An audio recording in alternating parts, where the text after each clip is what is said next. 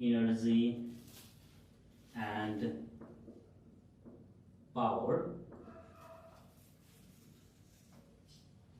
Okay, आज हामी unit 5 मा वर्क इनर्जी र पावर को बारेमा स्टडी गर्दैछौँ र वर्क इनर्जी र पावर को बारेमा डिस्कस गर्नुभन्दा अगाडि हामीलाई फोर्स, भेलोसिटी, डिस्प्लेसमेन्ट को बारेमा थाहा पाउनु पर्ने हुन्छ र जनरली हामीले फर्स्ट अफ अल यहाँनिर सुरुमा वर्क को बारेमा डिफाइन गर्छौं। के हो त वर्क भनेको? What is work? वर्क को बारेमा डिफाइन गर्दैछौं हामी र वर्क को बारेमा डिफाइन गर्दाखेरि हामीले कसरी वर्कलाई डिफाइन गर्नुपर्छ भनेदेखि जस्तो मानौं हामीले जनरल डेली लाइफमा चाहिँ एक्सपिरियन्स गर्ने इफोर्ट भनेको काम भन्ने बुझिन्छ। जस्तो मानौं हामीले के काम गर्नलाई इफोर्ट लगायौं त्यो के भयो? वर्क भयो। जस्तो मानौं अरु कुराहरु भनेको चाहिँ जस्तो मानौं के भयो भन्दाखेरि हामीले एनर्जी स्पेन्ड गर्यौं, जस्तो केही गर्नलाई एनर्जी स्पेन्ड गर्यौं जस्तो त्यसलाई काम भन्ने बुझिन्छ। तर हामीले फिजिकली इन्टरप्रिटेसन गर्दाखेरि वर्क डन भनेको के हो भन्दाखेरि जहिले पनि यदि हामीले कुनै पनि बडीमा फोर्स लगाएर चाहिँ त्यसलाई सर्टेन डिस्टेन्स डिस्प्लेस गर्यौं every डाइरेक्सनमा but except only the direction which is perpendicular to the displacement। जस्तो मानौं हामीले चाहिँ कुनै पनि बडीमा फोर्स लगायौं र त्यो बडीमा फोर्स लगाइसकेपछि त्यो बडीले चाहिँ सर्टेन एभ्री डाइरेक्सनमा डिस्प्लेसमेन्ट गराउँछ except the direction which is perpendicular to the direction of the force। जस्तो मानौं फोर्स लगाएको डाइरेक्सन भन्दा एक्ज्याक्टली परपेन्डिकुलर डाइरेक्सनमा चाहिँ बडी डिस्प्लेस भयो भनेदेखि त्यहाँनेर चाहिँ के हुँदैन, हामीले के भन्न सक्दैनौं, त्यहाँनेर काम भयो भन्न सक्दैनौं। र जस्तो मानौं हामीले कुनै पनि फोर्स लगायौं र फोर्स लगाइसकेपछि बडी सर्टेन डिस्टेन्स डिस्प्लेस हुन्छ भनेदेखि हामीले के भन्न सक्छौं भनेदेखि there is a work done by the force. र त्यहाँनेर चाहिँ हामीले लगाएको फोर्सले के भइरहेको छ, काम भइरहेको छ भन्न सक्छौं। र जस्तो मानौं अब हामीले एउटा सुटकेसलाई चाहिँ जस्तो मानौं एउटा रोडमा चाहिँ गुडाइरहेका छौं भनेदेखि हामीले त्यो सुटकेसमा चाहिँ फोर्स परपेन्डिकुलरली लगाइरहेको छ र त्यहाँनेर हामीले के भन्न मिल्दैन भनेदेखि जस्तो मानौं that means in a horizontal road we are not performing the any work. र त्यसैगरी जस्तो मानौं एउटा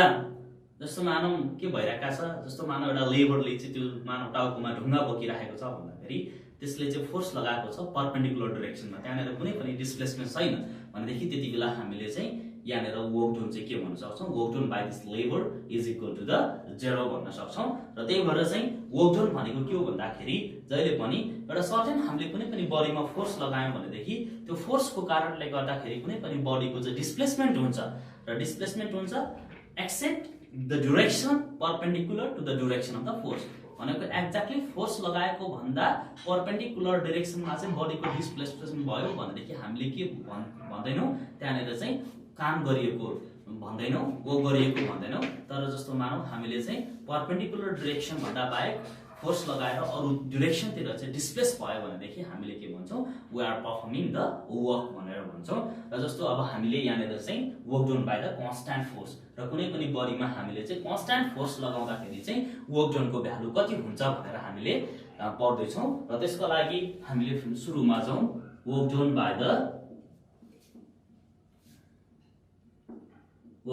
द कन्स्ट्यान्ट फोर्स। र त्यसलाई हामीले के भन्छौं, जस्तो वर्क डनलाई जनरली रिप्रेजेन्ट गर्दाखेरि W ले रिप्रेजेन्ट गर्छौं। र यो वर्क डन भनेको कुन क्वान्टिटी हो, स्केलर क्वान्टिटी हो र यसको कुनै पनि फिक्स्ड ड्युरेसन छैन र यसलाई हामीले रिप्रेजेन्ट गर्छौं। जस्तो मानौं अब हामीले work done by the constant force define गर्नको लागि कसरी डिफाइन गर्छौं भनेदेखि जस्तो मानौं हामीसँग कुनै एउटा body of the mass m छ र कुनै मानौं यो body of the mass capital m छ, स्मल m छ, body of the mass small m छ र यसमा चाहिँ मैले फोर्स लगाएँ। फोर्स लगाइसकेपछि यो बडी चाहिँ डिस्प्लेस भयो र डिस्प्लेस भएर चाहिँ यसले सर्टेन डिस्प्लेसमेन्ट कभर गरेको छ। जस्तो मानौं यो बडीले चाहिँ सर्टेन डिस्प्लेसमेन्ट ट्राभल गरेको छ र यसमा चाहिँ फोर्स लागेको छ भनेदेखि यति बेला हामीले के लेख्छौं भनेदेखि the work done is equal to that the product of the force into कति हुन्छ, डिस्टेन्स हुन्छ। हामीले के भन्छौं देयरफोर र यो एउटा यस्तो कन्स्ट्यान्ट फोर्स एउटा बडीमा लगाएको छ र त्यो कन्स्ट्यान्ट फोर्स बडीमा लागिसकेपछि यो बडीले चाहिँ डिस्प्लेसमेन्ट ट्राभल गरेको छ भनेदेखि त्यति बेला हामीले के भन्छौं, that work done by the force is equal to the that W is equal to the कति हुन्छ, F इन्टु कति हुन्छ, S हुन्छ। र र जस्तो मानौ अब हामीले चाहिँ जस्तो मानौ हामीले चाहिँ कसरी फोर्स लगायौं भन्दा along the displacement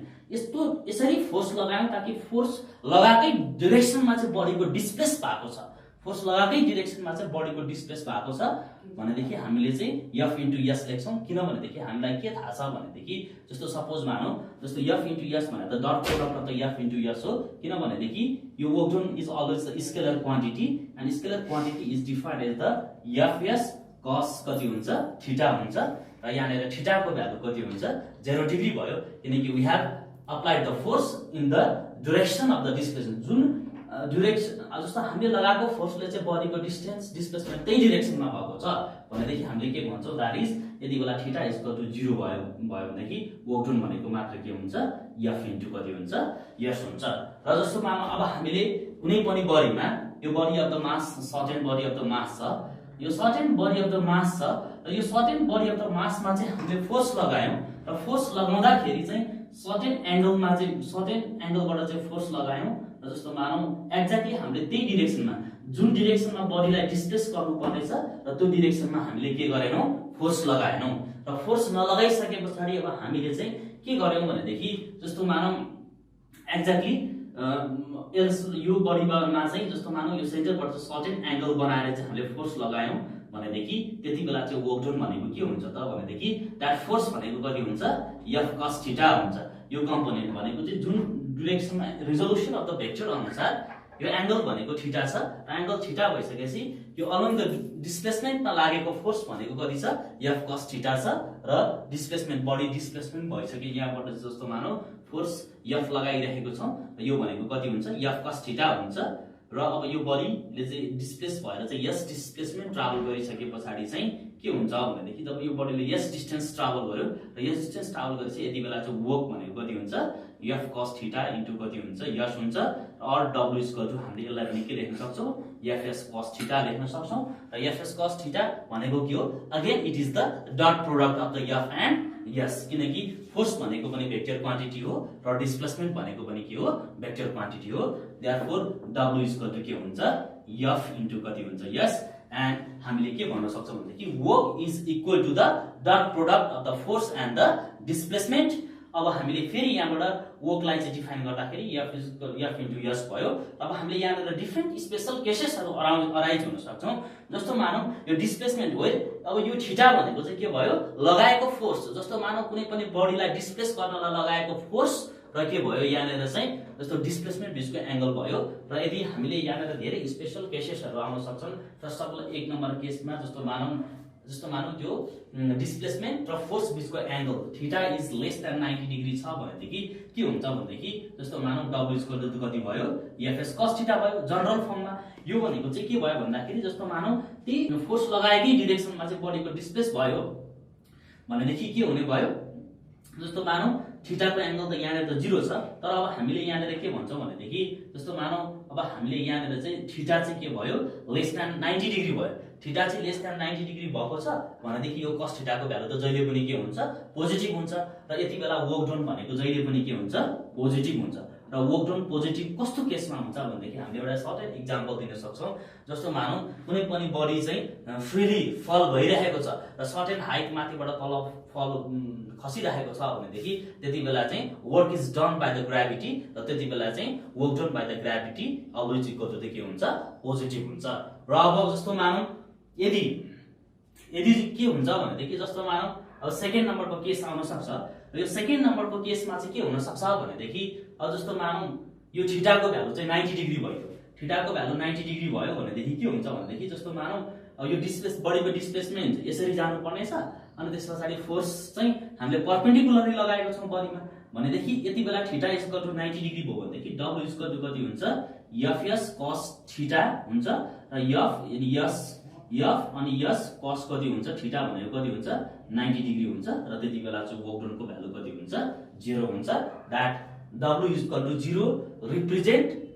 the there is the no work done by the body. यति बेला चाहिँ लगाएको फोर्सले कुनै काम गरेको देखिदैन। जस्तो यस्तो फर एक्जाम्पल ला हामीले एक्जाम्पलको रूपमा कसरी लिन सक्छौं भनेदेखि जस्तो मानौ कुनै पनि सुटकेसलाई चाहिँ हामीले चाहिँ जस्तो होरिजोनल रोडमा चाहिँ होरिजोनटली घुमाएको छौं भनेदेखि हामीले त्यति बेला चाहिँ त्यो फोर्स लगाएको छ भने त्यति बेला कुनै काम गरेको मानिँदैन, किनकि त्यति बेला चाहिँ बडीको डिस्प्लेसमेन्ट होरिजेन्टल डिरेक्सनमा भएको छ र हामीले जस्तो मानौँ समात्दाखेरि त फोर्स त के भएको छ परपेन्डिकुलरली लागेको छ भनेदेखि त्यति बेला हामीलाई सजिलो पनि हुन्छ भन्नुको मिनिङ के हो भन्दाखेरि हामीले अलिकति त वर्क त गरेको हुन्छ, but in that case the work is suppose to be the zero, त्यति बेला हामीले जिरो काम गरेको भन्ने बुझ्नु पर्छ। र त्यसै गरी अब अर्को केस आउन सक्छ, र अर्को केस भनेको थर्ड नम्बरमा कस्तो हुन्छ भनेदेखि जस्तो मानौँ यो थीटाको भ्यालु चाहिँ 90 डिग्रीदेखि चाहिँ 180 डिग्रीको बिचमा पर्यो भनेदेखि, यदि यो थीटाको भ्यालु चाहिँ 90 देखि 180 को डिग्रीको बिचमा पर्यो भनेदेखि हामीलाई वर्क डनको डेफिनेसन अनुसार W कति हुन्छ Fs cos थीटा हुन्छ। र यति बेला थीटाको भ्यालु 90 देखि 180 को बिचमा आउनु भनेको चाहिँ के हो, थीटाको भ्यालु नेगेटिभ आउनु हो, र त्यति बेला चाहिँ हामीले के भन्छौँ भनेदेखि value of the work done is the के भन्छौँ नेगेटिभ हुन्छ। र value of the work done negative हुनुको एउटा इक्जाम्पल के हो भनेदेखि the work done by the frictional force is always equal to the zero, र work done by the frictional force भनेको चाहिँ जहिले पनि के हुन्छ नेगेटिभ हुन्छ। Work done by the frictional force के हुन्छ नेगेटिभ हुन्छ, किनभनेदेखि जस्तो मानौँ हामीले कुनै पनि एउटा अब्जेक्टलाई चाहिँ एउटा रफ सर्फेसमा राखिदियौँ भनेदेखि त्यहाँबाट फ्रिक्सनल फोर्स लाग्छ, र फ्रिक्सनल फोर्सले गरेको work is suppose to be the negative work done. Unit of work, अब हामीले यो वर्कको चाहिँ युनिट पत्ता लगाउनु पर्ने हुन्छ, र यो वर्कको युनिट कसरी पत्ता लगाउन सकिन्छ भनेदेखि जस्तो हामीलाई work done by the force भनेको W के थाहा छ भनेदेखि F * S हो, र जस्तो मानौँ अब हामीले जहिले पनि के गर्छौँ भनेदेखि जस्तो यो युनिट अफ द वर्क पत्ता लगाउनको लागि पहिला हामीले युनिट अफ द फोर्स पत्ता लगाउनु पर्ने हुन्छ, र S भनेको युनिट अफ द डिस्प्लेसमेन्ट पत्ता लगाउनु पर्ने हुन्छ। र फोर्सलाई हामीले जहिले पनि मेजर गर्दाखेरि चाहिँ न्युटनमा मेजर गरिन्छ, र यसलाई हामीले मेजर गर्दाखेरि चाहिँ मिटरमा मेजर गरिन्छ, देयरफोर W चाहिँ न्युटन मिटर हुन्छ भनेदेखि यसको समष्टिगत युनिट भनेको चाहिँ हामीले के भन्न सक्छौँ भनेदेखि as a whole the unit of the work is joule हुन्छ, र जुलमा मेजर गरिन्छ इन SI सिस्टम। जुल र क्यापिटल J ले रिप्रेजेन्ट गरिन्छ, यसलाई मेजर गर्ने सिस्टम भनेको चाहिँ के हो SI सिस्टममा हामीले यो वर्कलाई चाहिँ मेजर गर्दाखेरि जुलमा मेजर गर्छौँ। र अब हामीले यदि CGS सिस्टममा मेजर गर्यौँ भनेदेखि यो वर्कलाई मेजर गर्दाखेरि जस्तो फोर्सलाई हामीले डायनमा मेजर गर्छौँ है, डायनमा मेजर गर्छौँ, र यो डिस्टेन्सलाई चाहिँ हामीले S भनेको डिस्प्लेसमेन्ट, र यो डिस्प्लेसमेन्टलाई हामीले सेन्टिमिटरमा मेजर गर्छौँ, देयरफोर डायन सेन्टिमिटर, अथवा हामीले यसलाई के भन्छौँ अर्ज भन्छौँ। यो डायन सेन्टिमिटर और अर्ज भनेको चाहिँ unit of the work in the के भयो CGS सिस्टममा भयो। र जस्तो मानौँ हामीले चाहिँ यो वर्कलाई चाहिँ 1 जुल पनि भन्न सक्छौँ, कति बेला भनेदेखि if the force acting on a body is the 1 newton and the displacement of the body S is equal to the 1 meter, then the work done is said to be the 1 joule। त्यति बेला हामीले चाहिँ 1 joule लाई चाहिँ कसरी define गर्न सक्छौँ भनेदेखि 1 joule is the amount of the work done which is done by the force of the 1 newton to displaces a body through 1 meter। यदि जस्तो मानौँ यो 1 न्युटन फोर्सले कुनै पनि बडीलाई चाहिँ 1 मिटर चाहिँ डिस्प्लेस गर्नलाई जति काम गर्नुपर्छ, र त्यो काम that amount of the work is said to be the 1 joule हो, र त्यसलाई नै हामीले के भन्छौँ 1 जुल भन्छौँ, and W is equal to के भयो 1 जुल। र अब हामीले यो जुल भनेको चाहिँ के भयो SI सिस्टममा वर्कको युनिट भयो, र त्यसै गरी अर्ज भनेको चाहिँ CGS सिस्टममा चाहिँ वर्कको युनिट भयो भनेदेखि अब हामीले यहाँनिर के कुराको क्याल्कुलेसन गर्नुपर्ने हुन्छ भनेदेखि that work is equal to the 1 joule and work is equal to W is equal to 1 joule. अनि त्यस पछाडि अब हामीले भन्यौं यो SI सिस्टमको युनिट भयो, र त्यसै गरी अर्ज भनेको चाहिँ के भयो वर्कको CGS सिस्टमको चाहिँ युनिट भयो भनेदेखि अब हामीले यहाँनिर चाहिँ यो जुल र अर्जको रिलेसन पत्ता लगाउनु पर्ने हुन्छ, र 1 जुल इज इक्वल टु कति अर्ज हुन्छ त भनेर क्याल्कुलेसन गर्नको लागि हामीले के गर्छौँ भनेदेखि 1 जुल भनेको कति हो दैट इज 1 न्युटन इन्टु कति हो 1 मिटर हो। त्यसैगरी 1 न्युटन भनेको चाहिँ फोर्सको SI युनिट भयो, र त्यसैगरी फोर्सको CGS युनिट भनेको कति हुन्छ डायन हुन्छ, therefore 1 newton is equal to कति हुन्छ 10 टु द पावर 5 डायन हुन्छ, र 1 मिटर इज इक्वल टु कति हुन्छ दैट इज 100 सेन्टिमिटर हुन्छ, is equal to 10 to the power 5 dyne into 100 सेन्टिमिटरले कति आउँछ भनेदेखि that is equal to the 10 to the power 7 dyne centimetre हुन्छ, र यो भनेको कति भयो डायन सेन्टिमिटर भनेको त के भयो अर्ज भयो, therefore 1 joule is equal to the 10 to the power 7 कति हुन्छ अर्ज Therefore 1 joule is equal to the 10 to the power 7 earth. That is the relation between the unit of the work in SI system and CGS system. Work done by the variable force. अब हामीले work done by the constant फोर्सलाई calculation गर्यौं र फेरि अब हामीले work done by the variable फोर्सलाई calculation गर्नुपर्ने हुन्छ र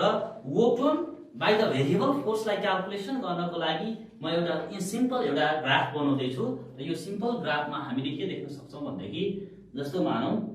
यो x एक्सिसमा हामीले डिस्टेन्स x प्लट गरेको छौं र y एक्सिसमा चाहिँ हामीसँग f र x भेरिएबल फोर्स बीचको डिस्टेन्स छ र अब हामीले चाहिँ के गर्नुपर्ने हुन्छ भनेदेखि जस्तो मानौं एउटा बडी यो के भयो बडी यो मानौं एउटा सर्टेन डिस्टेन्समा चाहिँ बडी चाहिँ पोइन्ट ए मा छ र पोइन्ट ए मा चाहिँ बडीको डिस्प्लेसमेन्ट हामीले यहाँनेर कति मानेका छौं भनेदेखि xa भनेर मानेका छौं। जस्तो यसलाई a भनौं त्यसैगरी यसलाई हामीले के भनौं b भनौं यहाँनेर b र यो डिस्टेन्स भनेको चाहिँ हामीले यसलाई xa भनौं अनि त्यसपछि यसलाई हामीले के भनौं xb भनौं अनि यो के छ हामीसँग c यो d। ओके अब हामीले यहाँनेर के गर्नु छ भनेदेखि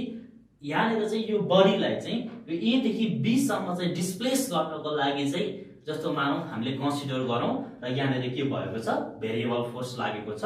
र अब हामीले के भन्छौं भनेदेखि जस्तो मानौं यो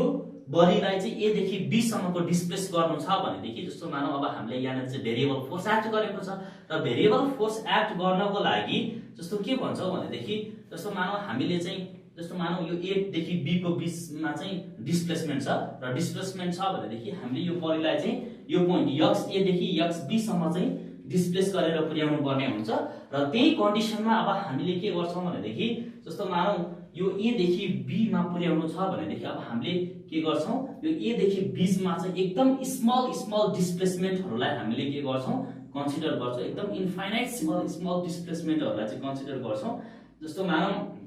यो मानौं बडी a लाई चाहिँ अब भेरिएबल फोर्स लगाएर चाहिँ डिस्प्लेस गरेर चाहिँ जस्तो मानौं b मा पुर्याउनु छ भनेदेखि हामीले यो a र b को बीचमा चाहिँ एकदम इन्फाइनाइट सिम्बल डिस्टेन्सलाई चाहिँ हामीले के गर्छौं यहाँनेर xa भयो यो के भयो xb भयो र xb भइसकेपछि यहाँनेर के हुन्छ यो a अनि त्यसपछि यो पोइन्ट a भयो अनि यो b अनि त्यसपछि यो कति छ हाम्रो c अनि त्यसपछि यो कति छ d र अब मानौं यो एकदम इन्टायर डिस्प्लेसमेन्ट छ यो ab भनेको चाहिँ एकदमै ठूलो डिस्प्लेसमेन्ट छ र एकदमै ठूलो डिस्प्लेसमेन्टमा चाहिँ भेरिएबल फोर्स चाहिँ एक्ट गरेको छ भनेर हामीले सपोज गर्छौं र अब हामीले के गर्छौं भनेदेखि जस्तो मानौं यो इन्टायर डिस्प्लेसमेन्ट एकदम बिग डिस्प्लेसमेन्टलाई चाहिँ हामीले इन्फाइनाइट सिम्बल डिस्प्लेसमेन्टमा चाहिँ के गर्छौं पार्टिसन गर्छौं। इन्फाइनाइट सिम्बल डिस्टेन्समा चाहिँ पार्टिसन गरिसकेपछि के हुन्छ भनेदेखि जस्तो मानौं हामीले यहाँनेर चाहिँ इन्फाइनाइट सिम्बल डिस्टेन्समा पार्टिसन गर्यौं र यो इन्फाइनाइट सिम्बल डिस्टेन्स मध्ये चाहिँ यो pq भनेको चाहिँ के हो एकदम स्मल चाहिँ के भयो हाम्रो एउटा pq भनेको चाहिँ एकदम के भयो pq अनि त्यसपछि हामीले के भनौं r अनि के भनौं s भनौं pq r s भनौं। यो pq rs मा चाहिँ के छ भनेदेखि pq भनेको चाहिँ त्यो large number of the distance मध्ये डिस्प्लेसमेन्ट मध्ये चाहिँ यो pq भनेको चाहिँ के भयो हाम्रो एकदम स्मल के भयो डिस्प्लेसमेन्ट भयो र एकदम स्मल डिस्प्लेसमेन्ट छ भनेदेखि जस्तो मानौं इन्फाइनाइट सिम्बल डिस्प्लेसमेन्ट भयो र अब मानौं यो इन्फाइनाइट सिम्बल डिस्प्लेसमेन्ट मा लागेको फोर्स चाहिँ के हुन्छ दैट इज जस्तो मानौं फोर्स चाहिँ के छ म्याग्निट्युड चाहिँ कन्स्ट्यान्ट छ भनेर मानौं र अब हामीले के भन्छौं भनेदेखि जस्तो मानौं अब हामीले चाहिँ यो बडी जस्तो मानौं सपोज हामीले के भन्छौं भने सुरुमा चाहिँ एउटा बडी चाहिँ p मा छ र p मा भएको बडीलाई चाहिँ हामीले चाहिँ एकदम इन्फाइनाइट स्मल डिस्टेन्स चाहिँ डिस्प्लेस गरेर चाहिँ q मा पुर्याउनु छ एकदम इन्फाइनाइट स्मल डिस्टेन्स चाहिँ डिस्प्लेस गरेर q मा पुर्याउनु छ भनेदेखि हामीले यो एकदम इन्फाइनाइट स्मल डिस्टेन्समा लागेको फोर्सलाई चाहिँ के भन्छौं भनेदेखि we call that force which is acting to displace a body from the p to q, the force which is acting on a body to displace displace a small displacement, यो एकदम PQ बीचको चाहिँ small डिस्प्लेसमेन्टलाई चाहिँ हामीले के भन्छौँ dx भनौँ। Suppose र यो PQ बीचको डिस्टेन्स चाहिँ कति छ dx छ भनेको, जस्तो मानौ सुरुमा यहाँदेखि यहाँसम्म चाहिँ कति छ x छ, र अब मानौ बढी जस्तो मानौ यो पोइन्ट A मा त कति डिस्टेन्समा छ भनौँ, यहाँदेखि यहाँसम्मको डिस्टेन्स चाहिँ x छ, र मानौ हामीले यो बडीलाई चाहिँ अब x देखि चाहिँ एकदम सानो स्मल डिस्प्लेसमेन्ट dx चाहिँ शिफ्ट गरेर p बाट चाहिँ q मा पुर्याउनु पर्यो भनेदेखि त्यहाँनेर चाहिँ एकदम स्मल डिस्प्लेसमेन्ट गर्नको लागि जुन हामीले लगाउने फोर्स हुन्छ र त्यो फोर्सलाई चाहिँ हामीले के भन्छौँ, this force which is used to displace the very small distance is supposed to be the constant, र त्यो फोर्स यदि हामीले कन्स्ट्यान्ट छ र हामीले के गर्नुपर्ने छ एकदम स्मल डिस्प्लेसमेन्ट dx लाई चाहिँ के गर्नुपर्ने छ डिस्प्लेस, हामीले small displacement p to q देखिको डिस्टेन्स चाहिँ कति छ small displacement dx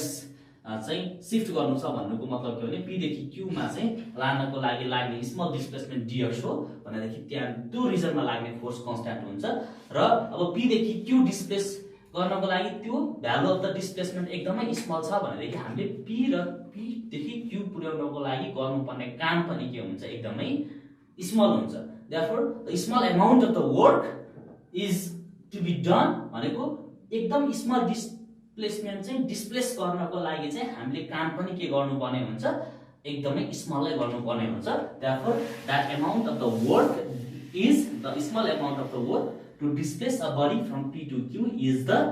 f into कति हुन्छ dx हुन्छ, र f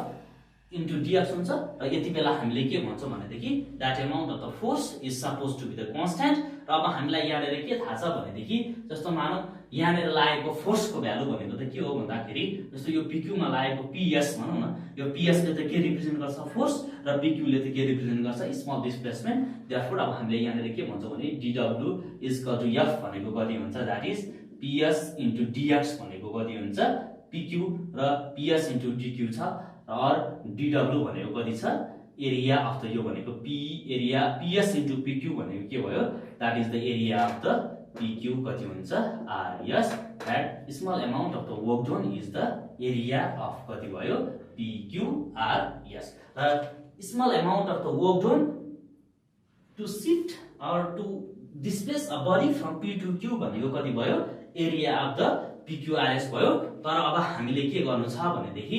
बडीलाई चाहिँ डिस्प्लेस गरेर चाहिँ A देखि B मा लग्नु छ भनेदेखि हामीले त के गर्नुपर्ने हुन्छ एकदम small amount of the Berkeley चाहिँ बडी B देखि Q मा पुग्यो, र जब अब हामीले चाहिँ total amount of the work done to displace a body from A to B, यदि हामीले चाहिँ बडीलाई डिस्प्लेस गरेर चाहिँ A देखि B सम्म पुर्याउनु पर्यो भनेदेखि हामीले के गर्नुपर्ने हुन्छ यो स्मल अमाउन्ट अफ द वर्कलाई चाहिँ के गर्नुपर्ने हुन्छ जोड्नु पर्ने हुन्छ। जस्तो मानौ हामीले P देखि Q मा चाहिँ पुर्याउनु पर्यो स्मल डिस्प्लेसमेन्ट शिफ्ट गरेर, त्यसैगरी Q देखि यहाँ पुर्याउनु पर्यो यो पोइन्टमा, त्यसैगरी यहाँदेखि यहाँ लग्नु पर्यो, त्यसैगरी यहाँदेखि यहाँ लग्नु पर्यो, र यहाँनेर यहाँ डिस्प्लेस गर्दाखेरि चाहिँ small amount of the work done calculation हामीले गर्यौं भनेदेखि त्यो सबै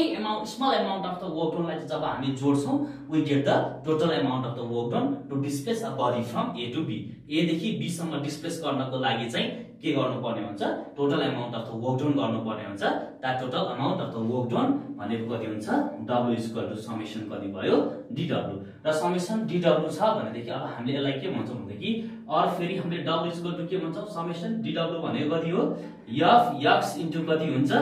dx हुन्छ। र अब हामीले फेरि अब के भन्छौं भनेदेखि जस्तो मानौ यो स्मल डिस्प्लेसमेन्ट हामीले जस्तो स्मल डिस्प्लेसमेन्ट dx लियौं र त्यो dx कसरी लिने भन्ने कुरा आउँछ। जस्तो मानौ त्यो जहिले पनि स्मल डिस्प्लेसमेन्ट को चाहिँ हामीले सर्टेन्टी छैन, यो चाहिँ कति स्मल हुन्छ भन्ने कुरोको लिमिटेसन नै छैन भनिसकेपछि हामीले यो small amount of the work done चाहिँ जुन small amount of the displacement एकदम जिरो को नजिक भएको चाहिँ हामीले डिस्प्लेस गर्दै छौं। जस्तो मानौ यहाँ भेरिएबल फोर्स लगाएर चाहिँ हामीले बडीलाई चाहिँ एकदम स्मल डिस्प्लेसमेन्ट जोड्नको लागि डिस्प्लेसमेन्ट शिफ्ट गर्नको लागि काम गर्दाखेरि हामीले समेसन जोडेका छौं भनेदेखि अब हामीले के गर्न सकिन्छ भनेदेखि म्याथमेटिकल रिलेसन अनुसार यो समेसन गर्न चाहिँ के हुन्छ पोसिबल हुन्छ। र यदि हामीले चाहिँ यो small amount of the work done एकदम जिरो को नजिक भएको चाहिँ धेरैवटा नम्बरलाई चाहिँ हामीले जोड्नु पर्यो भनेदेखि हामीले यो समेसनलाई चाहिँ केमा चेन्ज गर्छौं इन्टिग्रेसनमा चेन्ज गर्छौं, र त्यो हामीलाई के थाहा छ भनेदेखि त्यो कसरी गर्न सकिन्छ भनेदेखि that amount of the work done is equal to the limit dx tends to 0 भन्नुको मिनिङ के हो भन्देखि एकदम 0 को नजिक भनेको 0 को नजिक भएको चाहिँ डिस्प्लेसमेन्टलाई हामीले के गर्दै छौं जोड्दै छौं यो small amount of the work डनलाई एकदम 0 को एकदम स्मल डिस्प्लेसमेन्ट सार्नको लागि चाहिँ के गर्नुपर्ने हुन्छ काम गर्नुपर्ने हुन्छ त्यो काम पनि के हुन्छ स्मलै हुन्छ र त्यो स्मल वर्कलाई चाहिँ हामीले जोड्यौं सबैलाई चाहिँ सम गर्यौं भनेदेखि के पाउँछौं we get the total amount of the work done that means the limit dx tends to 0 अनि त्यसपछि के हुन्छ हाम्रो समेसन fx अनि कति हुन्छ dx हुन्छ र कहाँदेखि कहाँसम्म यो डिस्टेन्स x देखि कहाँसम्म xb सम्म चाहिँ हामीले के गर्नुपर्ने हुन्छ जोड्नु पर्ने हुन्छ र हामीले म्याथमेटिक्सबाट हामीले के लेख्न सक्छौं भन्देखि यो limit delta x tends to 0 भनेको नि के हुन्छ समेसन fx dx भनेको चाहिँ xa टु कति हुन्छ xb हुन्छ अनि त्यो भनेको कति भयो fx कति भयो dx भयो र त्यसैगरी w कति हुन्छ xa टु xb अनि कति हुन्छ xa to xb fx dx भनेको कति भयो एरिया अफ द के भयो pqrs भयो भनेदेखि अब हामीले चाहिँ यो एरिया अफ द pqrs लाई चाहिँ इन्टिग्रेट गर्यौं भनेदेखि के पाउँछौं we get the total area of the curve that is abcd पाउँछौं र त्यो भनेको नै के हो that is area under the curve gives the total amount of the work done यो total amount of the work done ले नै यो जस्तो मानौ यहाँ देखि यहाँसम्म चाहिँ डिस्प्लेस गर्ने जस्तो डिस्टेन्स भनेको AB इन्टु हामीले के भन्न सक्छौं S र यो वर्क एनर्जी थ्योरमले के भन्छ भने the work done by the force is responsible for the change in energy of the system फोर्सले कुनै पनि फोर्सले गरेको काम चाहिँ एनर्जी को चेन्ज गर्नको लागि रेस्पोन्सिबल हुन्छ यो नै के हो वर्क एनर्जी थ्योरम हो र यसको लागि हामीले सुरुमा के मान्छौं भने first of all here is one body and here is another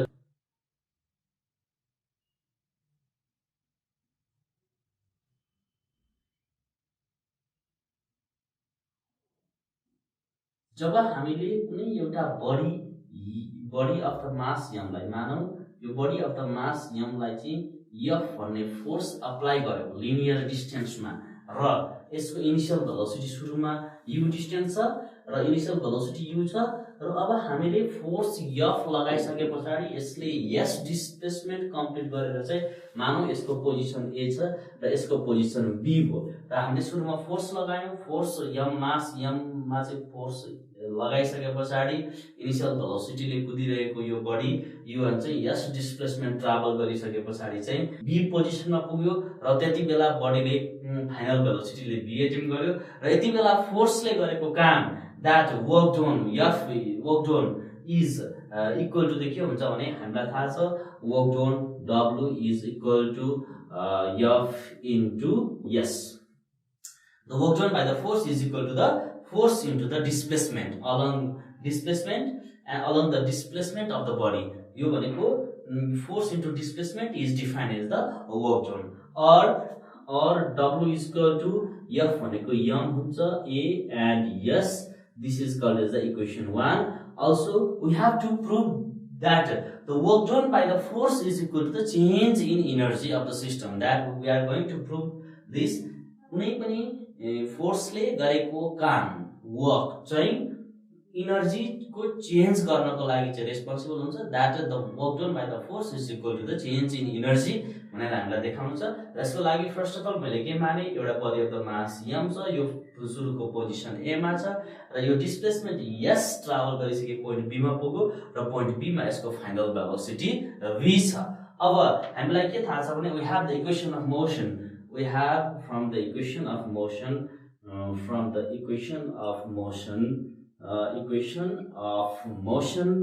we have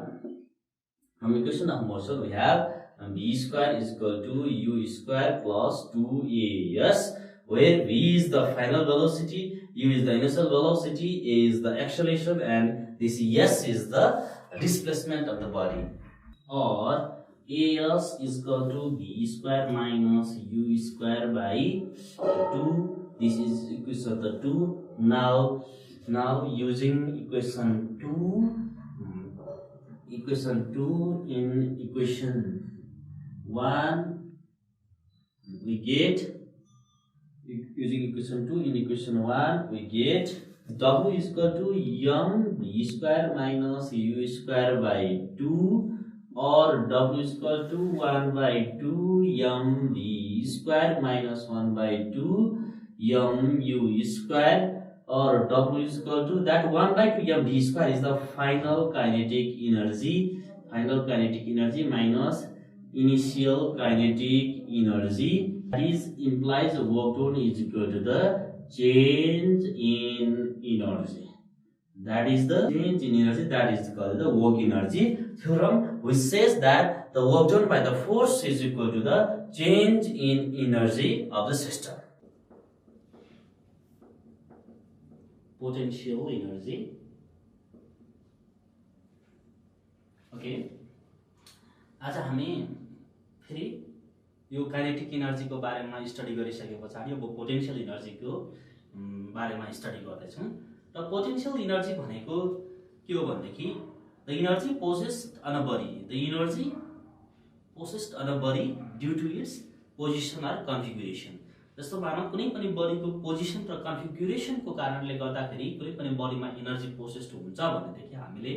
त्यो एनर्जीलाई पोटेन्शियल एनर्जी भन्छौँ। जस्तो फर इक्जाम्पल, जस्तो मानव हामीले एउटा रबरलाई चाहिँ स्ट्रेच्ड गर्यौँ, तन्कायौँ भनेदेखि त्यो स्ट्रेच्ड गरेको चाहिँ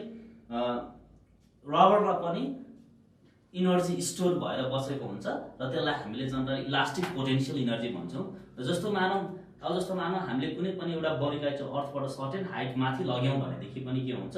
त्यो माथि लगेको बडीलाई चाहिँ हामीले तलतिर छोड्दियौँ भनेदेखि त्यो बडीले चाहिँ एनर्जी पोसेस्ड गरेको हुन्छ र त्यसलाई हामीले ग्राभिटेसनल पोटेन्शियल एनर्जी भन्छौँ। र अरू जस्तो सपोज मानौ ग्यास कम्प्रेस्ड भएको छ, भनेदेखि त्यो कम्प्रेस्ड गरेको ग्यासमा पनि के हुन्छ, एनर्जी स्टोर हुन्छ। र जस्तो मानौ त्यसै गरी हामीले जस्तो मानौ एउटा स्प्रिङ छ, स्प्रिङलाई चाहिँ एकदमै स्ट्रेच्ड गर्यौँ भन्दाखेरि त्यो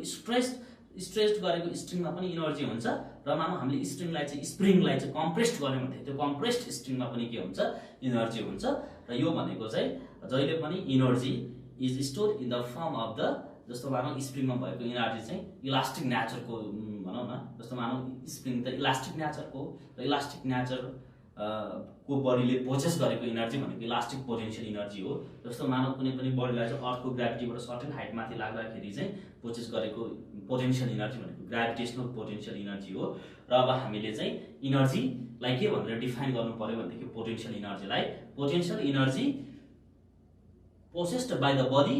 is equal to that means this potential energy possessed by the body is due to the position or configuration of the body. र अब हामीले the energy which is due to position or configuration, energy that is potential energy भनौँ, potential energy is due to the position or configuration.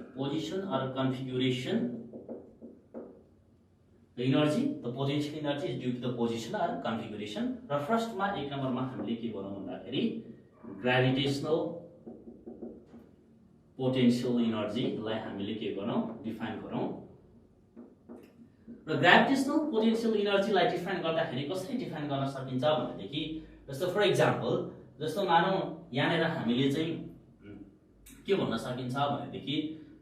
यो कुनै पनि बडीलाई चाहिँ जस्तो मानौ एउटा बडी अर्थको सर्फेस छ, यो सर्फेस अफ अर्थ भयो। अब सर्फेस अफ अर्थमा चाहिँ कुनै पनि एउटा बडी छ र त्यो अर्थमा भएको बडीको चाहिँ मास कति छ भनौँ, सपोज मास m छ। र यो body of the mass m लाई चाहिँ हामीले के गर्नु छ भनेदेखि जस्तो मानौ सर्टेन हाइट h मा लाग्नु छ। यहाँ जिरो सर्फेसमा त हाइट कति हुन्छ, 0 उठाएर माथि h मा लाग्नु छ भनेदेखि यो h सम्म लग्नलाई चाहिने वर्क डन भनेको the amount of work done which is use to take a body against the gravity. किनकि अर्थको सर्फेसमा त के हुन्छ, त्यो अर्थको ग्राभिटेसनल पुलले यो बडीलाई तानिराखेको हुन्छ। तर अर्को बडीलाई चाहिँ तानिसके पछाडि हामीले यो ग्राभिटीको अगेन्स्टमा कुनै पनि बडीलाई चाहिँ सर्टेन हाइट माथि पुर्याउनु छ भनेदेखि त्यो सर्टेन हाइट माथि पुर्याउँदाखेरि चाहिँ बडीले पोसेस्ड गरेको एनर्जी भनेको नै के हुन्छ, ग्राभिटेसनल पोटेन्शियल इनर्जी हुन्छ। र ग्राभिटेसनल पोटेन्शियल इनर्जीलाई अब हामीले डिफाइन गर्दाखेरि कसरी डिफाइन गर्न सक्छौँ भनेदेखि जस्तो मानौँ यो body of the mass m छ र एक्सेलरेसन ड्यू टु ग्राभिटीको अगेन्स्टमा माथि लगेको छ भनेदेखि the potential energy on a body is equal to कति हुन्छ, द्याट इज mgh हुन्छ। र यसलाई हामीले अर्को सिम्पल वेले पनि डिफाइन, अर्को तरिकाले पनि हामीले प्रुभ गर्न सक्छौँ। कसरी भनेदेखि जस्तो मानौँ यो पोइन्ट P र पोइन्ट Q छ र यो पोइन्ट P र Q बीचको डिस्टेन्स एकदमै स्मल छ र एकदमै डिस्टेन्स छ भनेदेखि जस्तो मानौँ यो पोइन्ट P मा भएको मासलाई चाहिँ अब जस्तो सपोज हामीले माथि चाहिँ ग्राभिटीको अगेन्स्टमा चाहिँ के गर्नु छ भनेदेखि वर्क डन गरेर के गर्नु छ, माथितिर लग्नु छ। र वर्क डनको अगेन्स्टमा जस्तो मानौँ ग्राभिटीको अगेन्स्टमा हामीले वर्क डन गर्नु छ भनेदेखि work done by the body to displace a body from point P to Q भनेको कति हुन्छ, द्याट इज भनेको small amount of the distance dx माथि लाउनको लागि जस्तो ग्राभिटीको अगेन्स्टमा पोइन्ट P मा भएको अब्जेक्टलाई चाहिँ स्मल डिस्प्लेसमेन्ट dx माथि लाग्ने वर्क डन भनेको के हुन्छ, that amount of the work done to displace a body is the small amount of the work done भयो। पहिला सुरुमा हामीले P बाट Q मा लानलाई लाग्ने वर्क डन भनेको के हो, that is the small amount of the work done that is equal to the f into कति हुन्छ dx। र हामीले यहाँनिर नेगेटिभ साइन दिएका छौँ र यो नेगेटिभ साइनले के रिप्रेजेन्ट गर्छ भनेदेखि द्याट एमाउन्ट यहाँनिर के भयो, जस्तो मानौँ the work is done against the gravity, हामीले ग्राभिटीको अगेन्स्टमा कुनै पनि काम गरेको छौँ, त्यही भएर चाहिँ यहाँनिर वर्क डनको ठाउँमा के भयो, that is dw is equal to के भयो minus f dx, that dw is the small amount of the work done to take a body from point P to Q against the gravity. र फेरि हामीले यहाँनिर के गर्छौँ भनेदेखि dw is equal to कति हुन्छ, माइनस mg इन्टु कति हुन्छ dx हुन्छ। र यो f is equal to minus किन mg भयो भन्दाखेरि जस्तो मानौँ कुनै पनि of the body mass certain height माथि छ भनेदेखि त्यो force exerted by this body always acting downwards, र त्यो force acting on a body भनेको जहिले पनि के हुन्छ m इन्टु g हुन्छ, त्यो नै के भयो वेट अफ द बडी भयो। र अब हामीले चाहिँ total amount of the work done चाहिएको छ हामीलाई कहाँदेखि कहाँसम्म, जस्तो मानौँ यो सर्फेस अफ द अर्थबाट सर्टेन हाइट माथि लान चाहिँ लाग्ने पोटेन्शियल इनर्जी भनेको नै टोटल एमाउन्ट अफ इनर्जी। जस्तो मानौँ यो जिरो डिस्टेन्स हाइटबाट चाहिँ यो हाइटबाट चाहिँ जस्तो मानौँ यो सर्फेस अफ अर्थबाट चाहिँ सर्टेन हाइट माथि लग्नलाई लाग्ने काम भनेको नै के हो, that amount of the work is the total amount of the work done which is obtained by integrating this small amount of the work done from 0 to h is equal to the dw, or small amount of the work done is equal to the 0 to h। dw भनेको यहाँबाट कति भयो, हामीले equation 1 बनाऊ र कति लेख्न सक्छौँ माइनस mg dx लेख्न सक्छौँ, और यहाँनिर total amount of the work done is equal to कति हुन्छ माइनस mg कन्स्ट्यान्ट बाहिर आउँछ,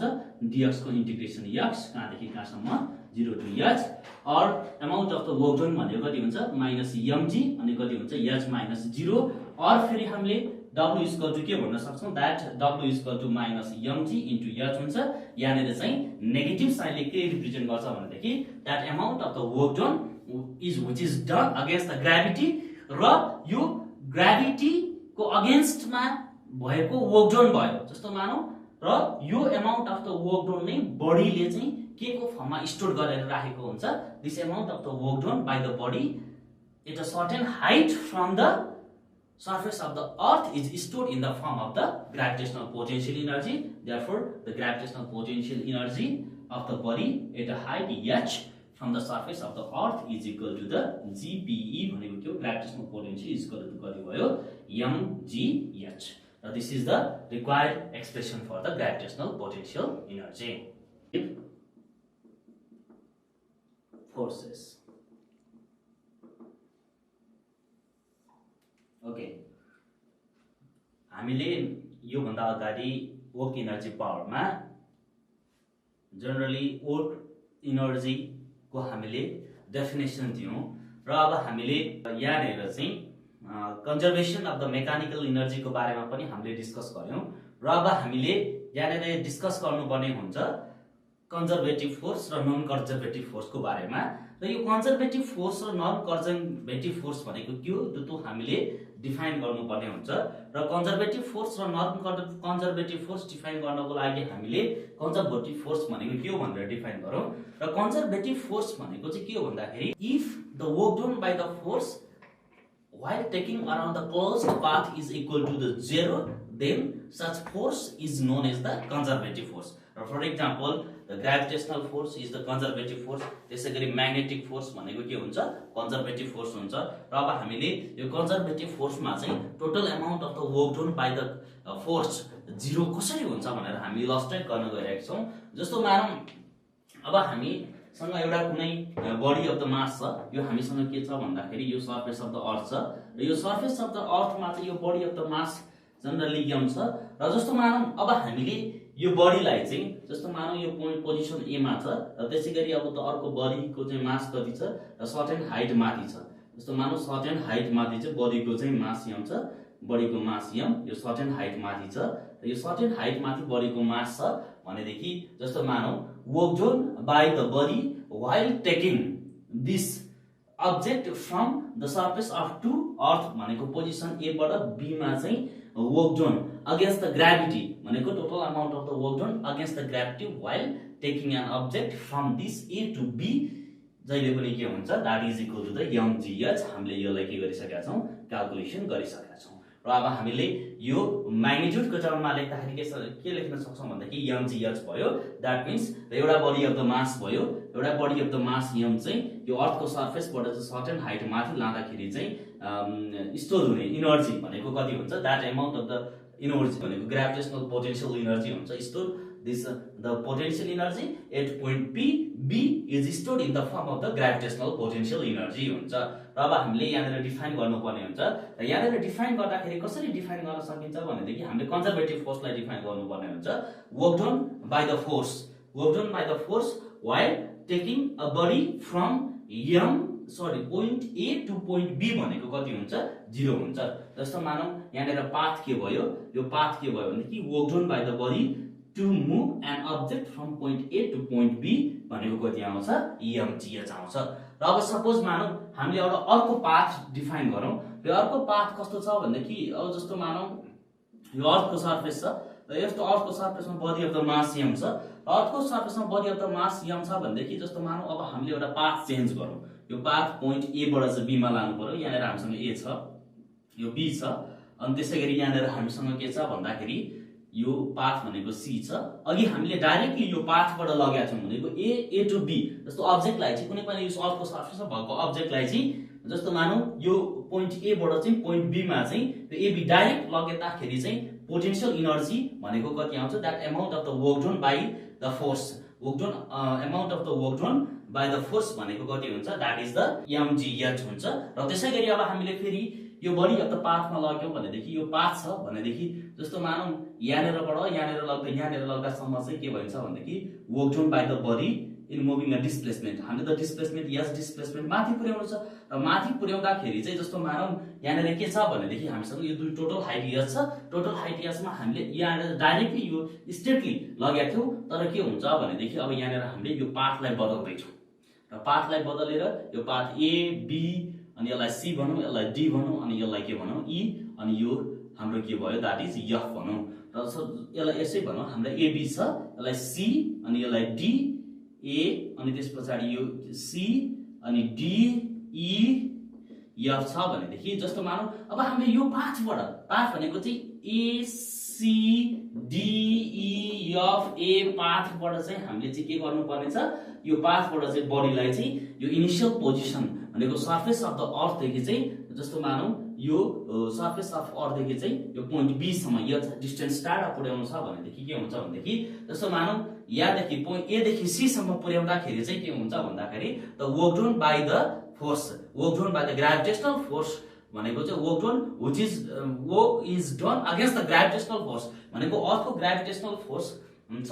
भनेपछि अर्थले त जहिले पनि बडीलाई चाहिँ के गरिरहेको हुन्छ तानिरहेको हुन्छ। The work done by the gravitational force while taking an object from A to C भनेको mgh नै हुन्छ। जस्तो मानौं यहाँनेर चाहिँ सर्टेन भ्यालु हुन्छ तर के हुन्छ भनेदेखि जस्तो मानौं work done by the object while moving an object against the gravitational force भनेको यो CD पाथमा बडीलाई लग्दाखेरि चाहिँ के हुन्छ जस्तो मानौ फोर्स चाहिँ डाइरेक्टेड सेन्टरमा हुन्छ यो जस्तो मानौ फोर्स चाहिँ डाइरेक्टेड सेन्टरमा हुन्छ तर डिस्प्लेसमेन्ट यो छ भनेको यहाँनेर के भयो फोर्स र डिस्प्लेसमेन्टको डाइरेक्सन के छ परपेन्डिकुलर छ र जहिले पनि परपेन्डिकुलर डिस्टेन्समा चाहिँ बडीको डिस्प्लेस पाछ भनेदेखि यो CD पाथमा चाहिँ अब्जेक्टलाई चाहिँ लग्नको लागि चाहिने amount of the work done कति हुन्छ 0 हुन्छ र त्यसैगरी यो E देखि F मा पनि के छ भन्दाखेरि फोर्स र डिस्प्लेसमेन्टको डाइरेक्सन के छ exactly perpendicular to each other छन् त्यही भएर यो पोइन्ट E देखि F मा चाहिँ कुनै पनि अब्जेक्टलाई लग्नु पर्यो भनेदेखि here the displacement and the force are acting perpendicular to each other that means weight of the body and the displacement are acting perpendicular to each other therefore अब हामीले के हुन्छ जस्तो मानौ यो बडी जस्तो मानौ यो पोइन्ट E मा चाहिँ बडीको मास छ भनेदेखि के हुन्छ यो पोइन्ट बडीको E मा मास छ भनेदेखि चाहिँ यसको वेट भनेको फोर्स डाइरेक्टली डाउनवर्ड तल लागेको हुन्छ तर डिस्प्लेस चाहिँ हामीलाई कता गर्नु छ E देखि F गर्नु छ भनेपछि EF को डिस्प्लेसमेन्ट र वेट भनेको फोर्स भयो र त्यो चाहिँ के छ exactly perpendicular to each other हुन्छन् त्यही भएर हामीले के भन्न सक्छौं भनेदेखि जस्तो मानौ जानेर फोर्स र displacement perpendicular to each other हुन्छ त्यहाँनेर amount of work done to displace a certain distance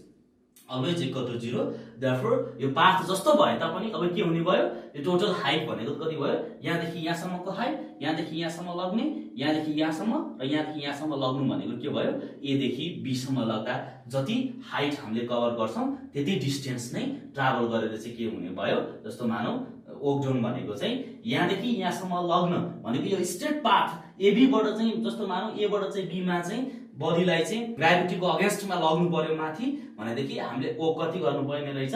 mgs नै गर्नु पर्छ र त्यसैगरी हामीले पाथ चेन्ज गर्यौं जस्तो मानौ पाथ चेन्ज गरेर चाहिँ A बाट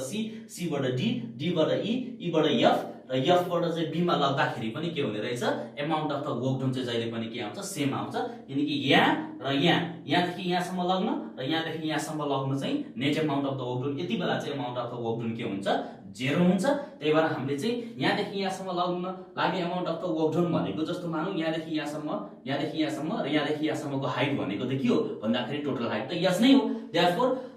the amount of the work done while taking a body from A to B along the path ACDAE is also equal to the के भयो mgh भयो र त्यसैगरी अब जस्तो मानौ बडी चाहिँ यो B बाट चाहिँ A मा चाहिँ फल भइराखेको छ भनेदेखि amount of the work done भनेको के हुन्छ the amount of work is done by the gravity that amount of the work is done by the gravity and while taking a body from B to C by this path A B F E D C A here is also the net amount of the work done by the gravity is equal to the also mgh but in both cases the net amount of the work done is equal to the कति हुन्छ 0 किन भन्दाखेरि हामीले generally यो बडीलाई चाहिँ work done को हामीले चाहिँ अगेन्स्ट द ग्राभिटी हामीले बडीलाई लगाएका छौं भनेदेखि हामीले के भन्न पाउँछौं दैट इज द mgh र बडी तलबाट चाहिँ माथि झरिराखेको छ भनेदेखि यति बेला mgh हुन्छ र total amount of the work done भनेको जस्तो मानौ तलबाट माथि लानको लागि -mgh भयो र त्यसैगरी माथिबाट तल ल्याउनको लागि चाहिने amount of the work done भनेको कति भयो त्यो ग्राभिटीले गर्ने work done mgh therefore the total amount of the work done by the gravitational force is equal to the 0 भयो therefore हामीले डेफिनेसन अनुसार कन्जर्भेटिभ फोर्सलाई कसरी डिफाइन गरेका छौं भन्दाखेरि if the amount of the work done by the force is equal to the 0 along a closed path एउटा closed पाथमा चाहिँ amount of the work done चाहिँ 0 हुन्छ भनेदेखि हामीले त्यति बेला फोर्सलाई के भन्छौं कन्जर्भेटिभ फोर्स भन्छौं र यसलाई हामीले अर्को तरिकाले पनि डिफाइन गर्न सक्छौं र कसरी भनेदेखि यदि मानौ work done by the force भनेको चाहिँ इनिशियल र फाइनल पोजिसनमा मात्र डिपेन्ड हुन्छ र यो पाथमा डिपेन्ड हुँदैन पाथ अफ टेकन मा चाहिँ डिपेन्ड हुँदैन भनेदेखि हामीले के भन्छौं that force by that amount of the work done by the force always equal to के हुन्छ 0 हुन्छ if the work done by the force only depends upon the initial and final position but does not depends upon the path followed then in that case the net amount of the work done during such a closed path is equal to the 0 therefore हामीले के भन्छौं this force gravitational force is the conservative in nature र यसैगरी magnetic force पनि के हुन्छ नेचरमा चाहिँ conservative नेचरको देखाउँछ भनेको चाहिँ म्याग्नेटिक फोर्स ले पनि certain amount of the work done गर्यो भनेदेखि त्यति बेला चाहिँ के हुन्छ एउटा क्लोज्ड पाथमा चाहिँ net amount of the work done by the magnetic force is also equal to the 0 therefore gravitational force and the magnetic force are the best example of the conservative forces non conservative force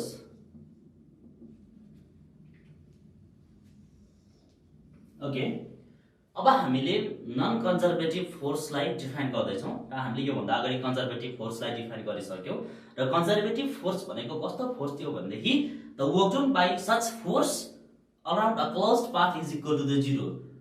हुन्थ्यो भनेदेखि हामीले त्यो फोर्सलाई के भनिन्थ्यो conservative force भनिन्थ्यो। र अब non conservative फोर्सलाई define गर्दैछौँ र नन कन्जर्भेटिभ फोर्सलाई कसरी डिफाइन गर्छौँ भनेदेखि इफ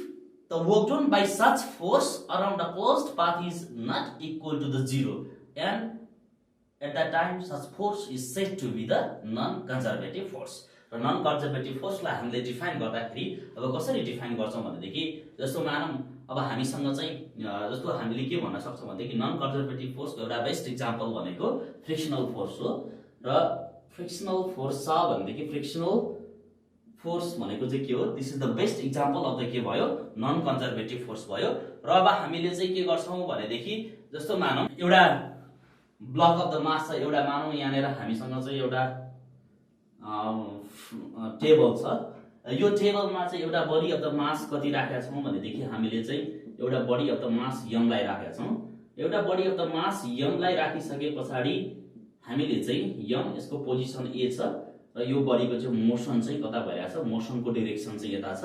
र त्यसै गरी यो बडीलाई चाहिँ हामीले चाहिँ सारेर कता पुर्याउनु पर्ने हुन्छ भनेदेखि यहाँनिर पुर्याउनु पर्ने हुन्छ र यहाँनिर चाहिँ पोजिसन अफ द बडी कति छ जस्तो मानौँ हामीले यति बेला चाहिँ पोजिसन अफ द बडी यति बेला चाहिँ कति भन्छौँ भनेदेखि यो बडी चाहिँ बी छ र त्यसै गरी यो दुईटा बडी ए र बी बीचको लेन्थ चाहिँ कति छ यल छ भनेदेखि जस्तो मानौँ अब बडीलाई चाहिँ जस्तो मानौँ यो बडीको मोसन चाहिँ एदेखि बीमा छ भनेदेखि यो बडीको चाहिँ मोसन एदेखि बीमा छ भनेदेखि फ्रिक्सनल फोर्स त कता लाग्छ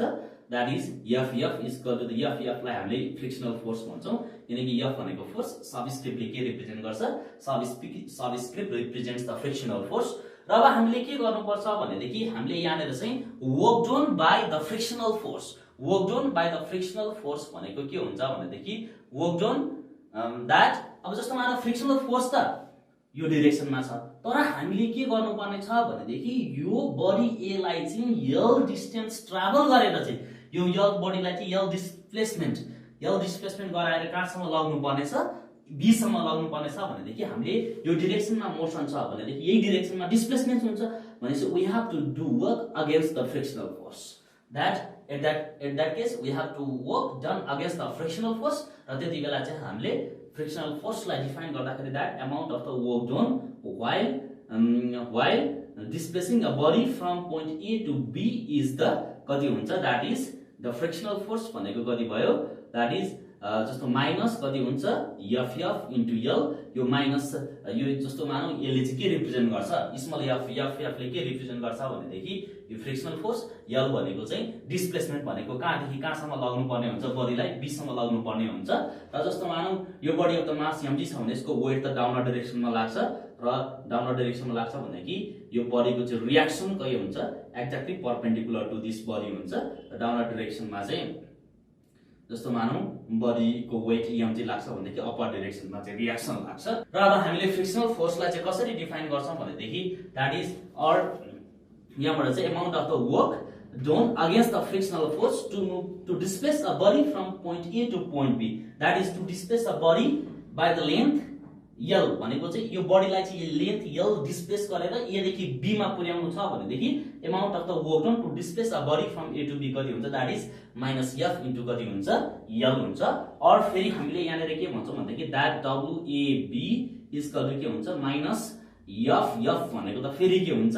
एफ भनेको चाहिँ म्यू इन्टु आर इन्टु यल हुन्छ र हामीलाई के थाहा छ भनेदेखि यो म्यू भनेको चाहिँ के हो कोएफिसिएन्ट अफ द फ्रिक्सन हो र त्यसै गरी जस्तो मानौँ माइनस म्यू छँदैछ हामीसँग आर भनेको चाहिँ कति भयो एमजी र हामीसँग यल छँदैछ therefore the work done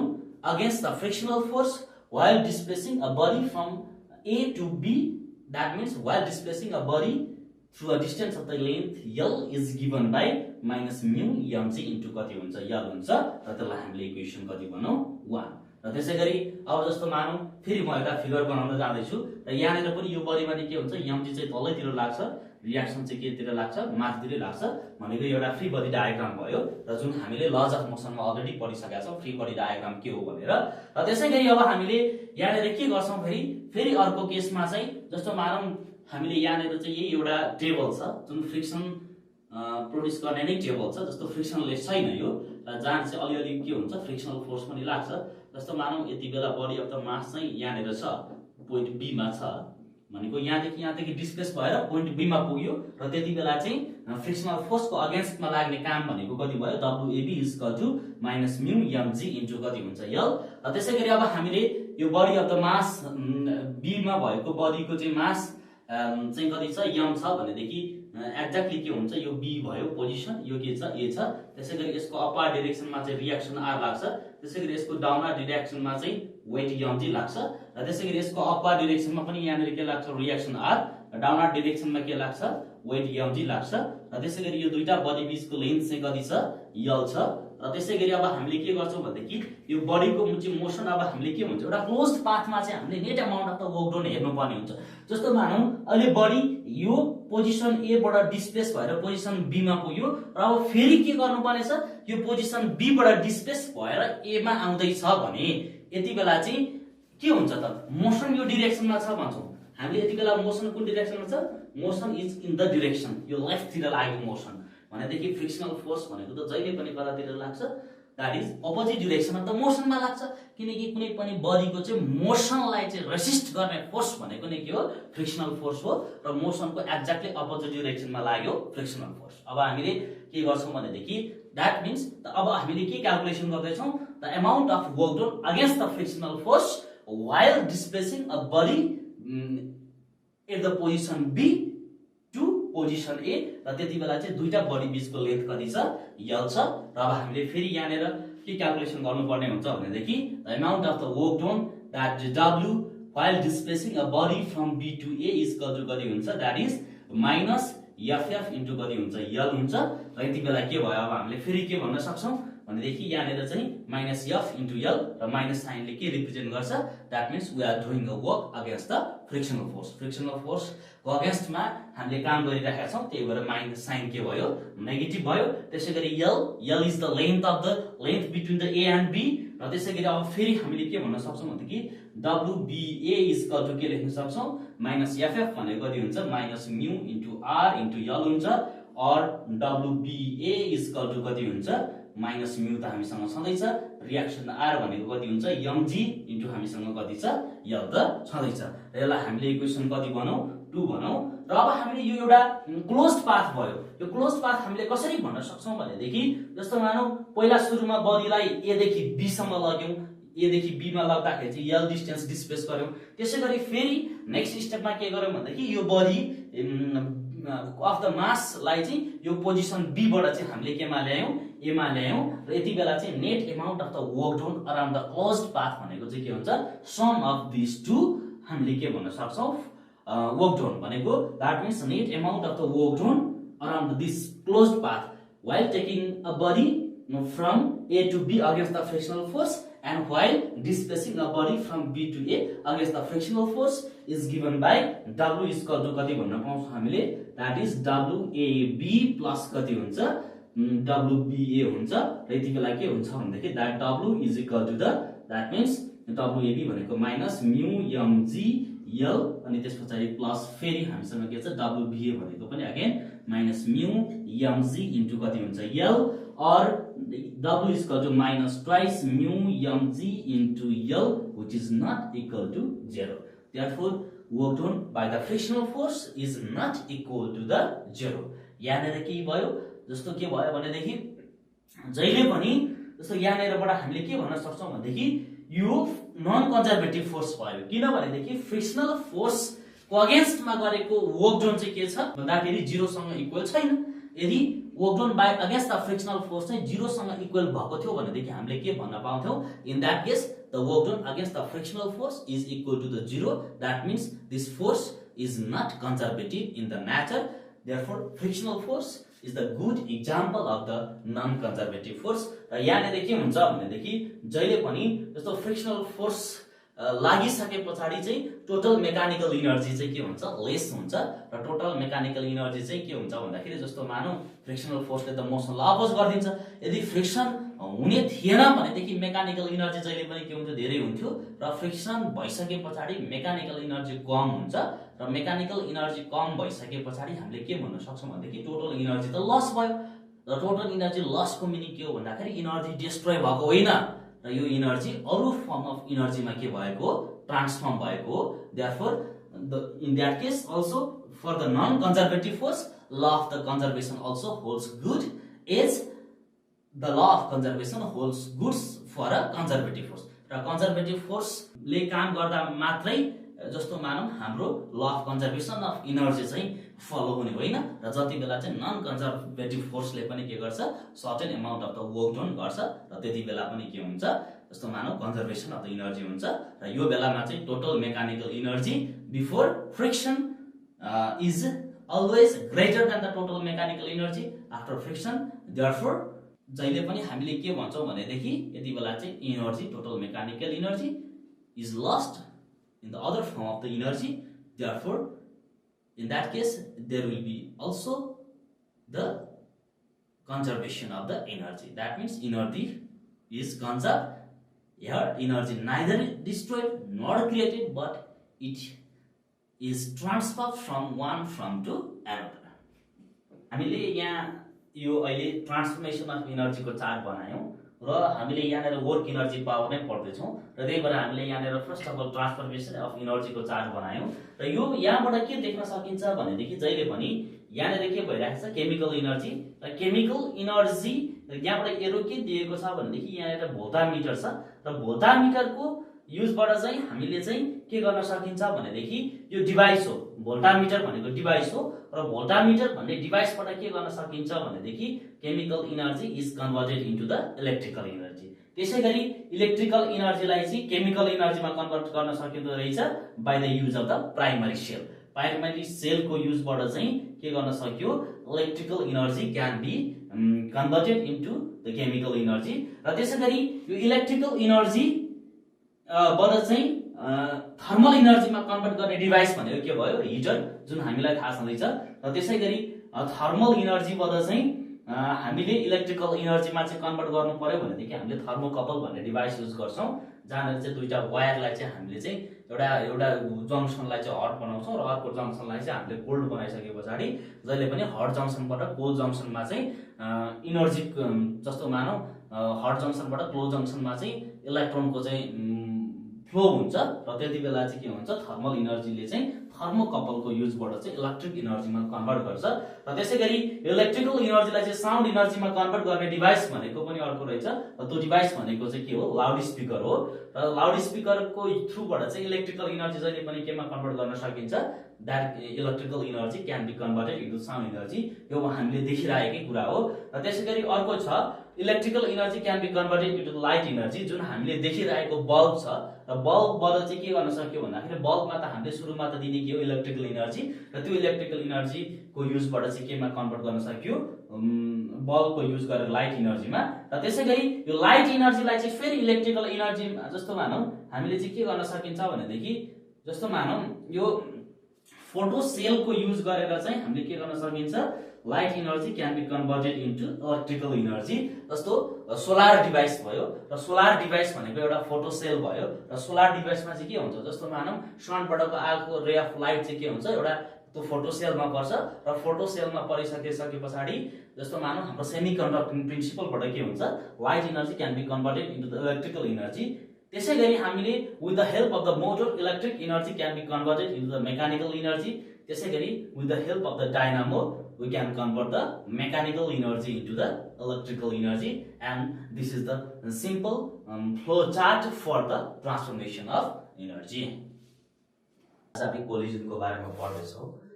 The collision is first of all defined as the interaction between the particles for the short interval of the time. This is known as the collision and हामीले example of the collision के दिन सक्छौं भने जस्तै दुईवटा गाडीहरु ठुकियो भने त्यो एउटा collision भयो जस्तो न्यूक्लियस र इलेक्ट्रोनको collision that is also collision हामीले हमरले नेल यसरी हमरले नेलमा हान्यो भने यो पनि कोलिजन भयो, यो कोलिजनको इक्जाम्पल भयो। र बेसिकली हामीले डेली लाइफमा कोलिजनका धेरै एक्सपिरियन्सहरू गर्न सक्छौँ र यो मध्ये हामीले कोलिजनलाई चाहिँ दुई पार्टमा डिफाइन गरेका छौँ। भनेको elastic collision, that is elastic collision, and another is inelastic collision.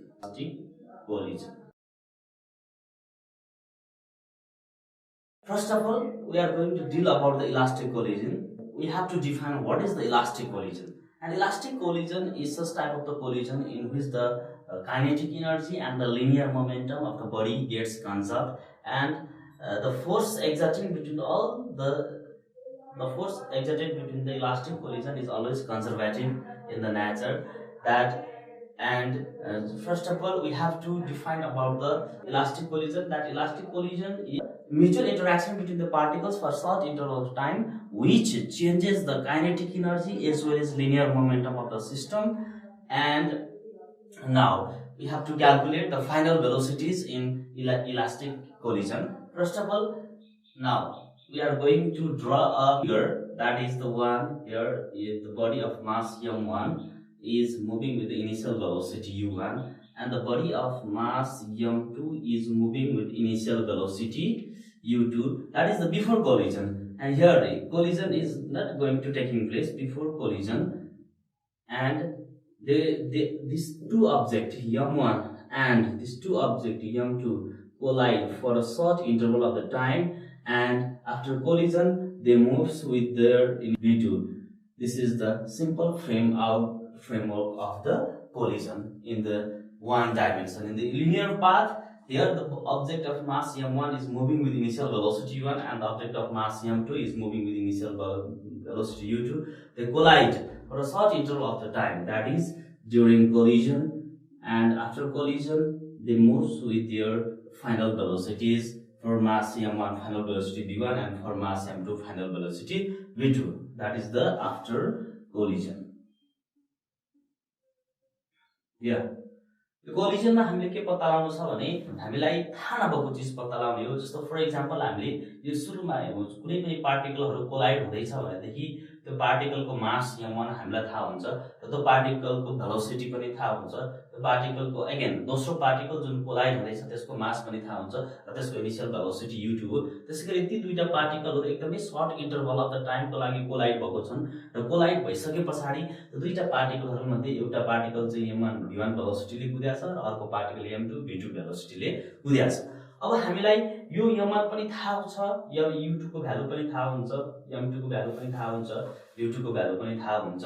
र हामीलाई थाहा नभएको चिज कोलिजनमा थाहा नभएको चिज भनेको v1 र v2 हो, र हाम्रो टार्गेट भनेको आज that is the final velocity elastic र इनइलास्टिक कोलिजनमा चाहिँ क्याल्कुलेसन गर्नु हो। र यसको लागि हामीले अघि भनिसक्यौं हामीले दुईवटा प्रिन्सिपल लगाउनु पर्ने हुन्छ। एउटा प्रिन्सिपल भनेको that is the conservation of the linear momentum, and another principle is the conservation of kinetic energy. र first of all according to conservation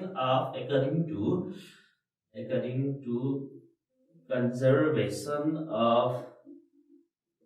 linear momentum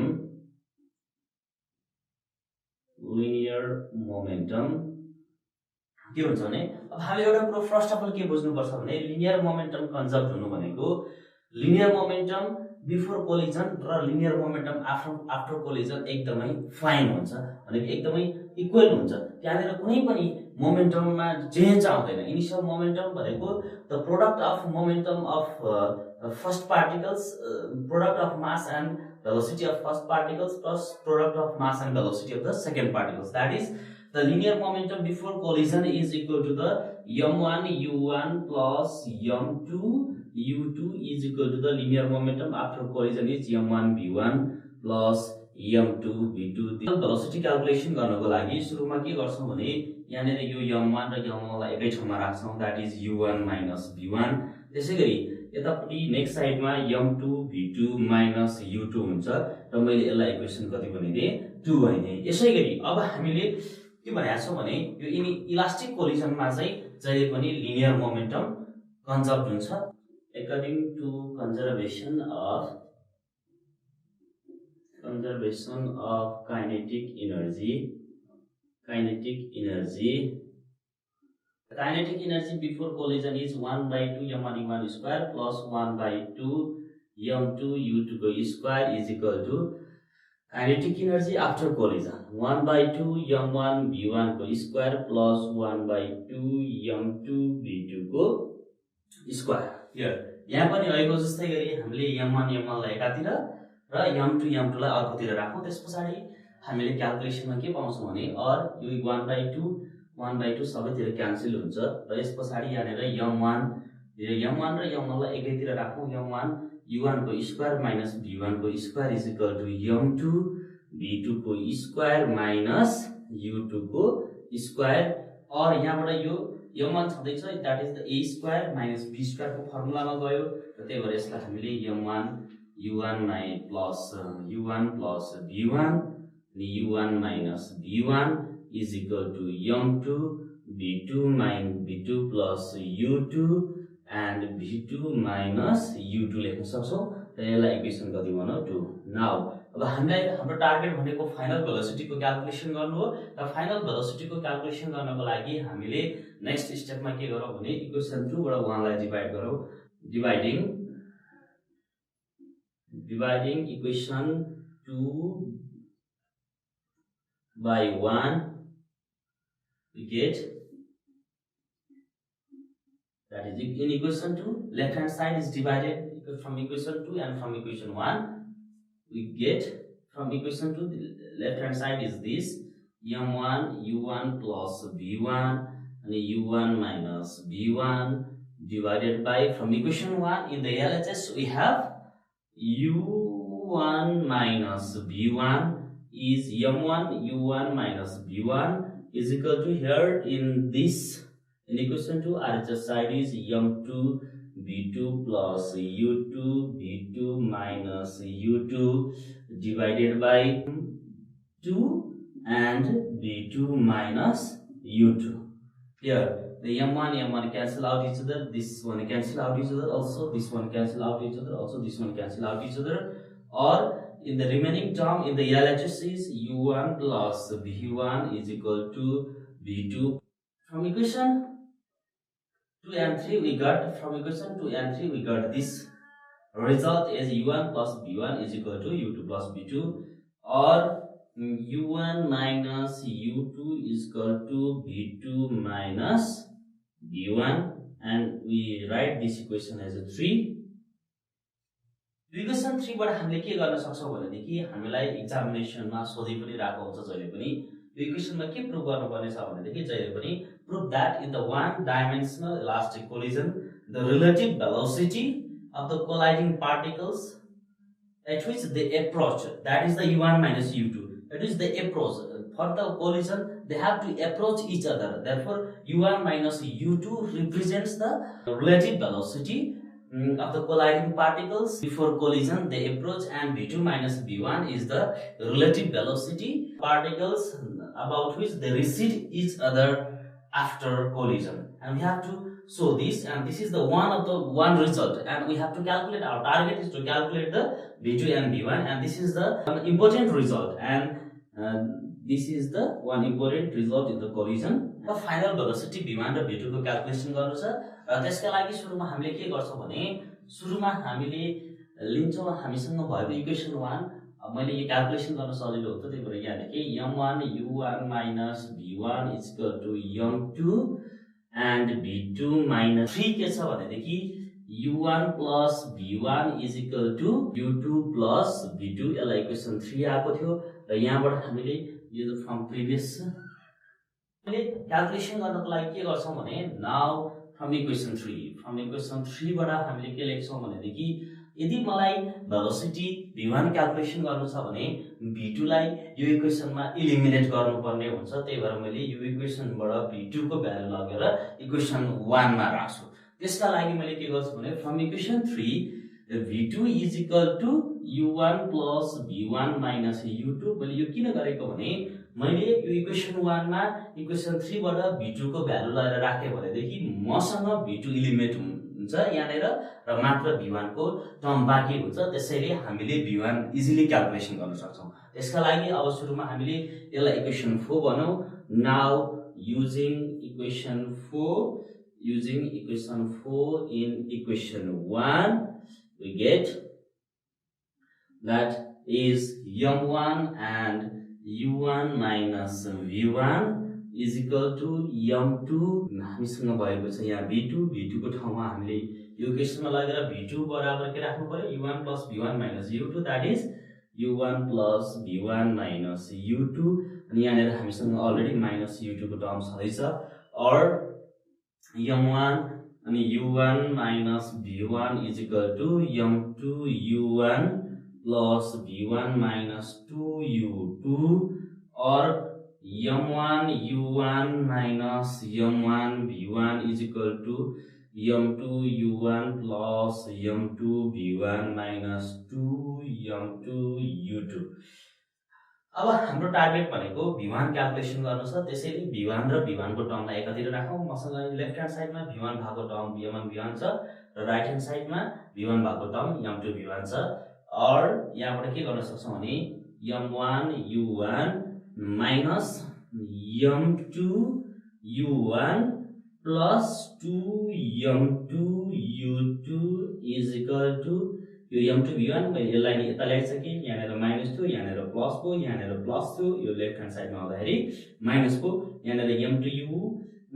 v1 बाँकी छ हामीसँग, m2 v1 माइनस यो टर्म v1 को term यो साइडमा जाँदाखेरि कति हुन्छ m plus m1 v1, और यहाँबाट हामीले के क्याल्कुलेसन गर्न सक्छौं भने u1 र u1 लाई कमन लियौं, u1 र u1 लाई कमन लिँदाखेरि m1 minus m2 u1 is plus 2 m2 u2 is equal to m1 plus m2 v1, m1 minus m2 divided by m1 plus m2 u1 plus 2 m2 by m1 plus m2 u2. This is the relation 5, and from this relation 5 we have calculated the final velocity v1 in terms of the mass m1 m2 and u1 u2. then हामीले के थाहा छ भने अब m1 m2 र u1 u2 को value already collision हुनुभन्दा अगाडि नै थाहा भइसक्यो, र त्यसैले v1 को भ्यालु हामीले इजिली क्याल्कुलेसन गर्न सक्छौं। अब हामीलाई सबै थाहा भएको प्यारामिटर राइट ह्यान्ड साइडमा छ र लेफ्ट ह्यान्ड साइडमा एउटा थाहा नभएको प्यारामिटर छ, त्यही भएर हामीले इजिली v1 क्याल्कुलेसन गर्न सक्छौं। यसैगरी हामीले v2 को पनि क्याल्कुलेसन गर्न सक्छौं, र त्यसका लागि के गर्नुपर्छ भने यो इक्वेसनमा चाहिँ अब हामीले यो इक्वेसनमा v1 को भ्यालु इलिमिनेट गर्नको लागि चाहिँ हामीलाई v2 मात्र राख्नु छ। यहाँबाट चाहिँ v1 को भ्यालु चाहिँ यो इक्वेसनमा लगेर राख्यौं भनेदेखि यो इक्वेसन 1 मा v1 इलिमिनेट हुन्छ र हामीले इजिली v2 क्याल्कुलेसन गर्न सक्छौं। र त्यसको लागि from equation 3 we have again from equation 3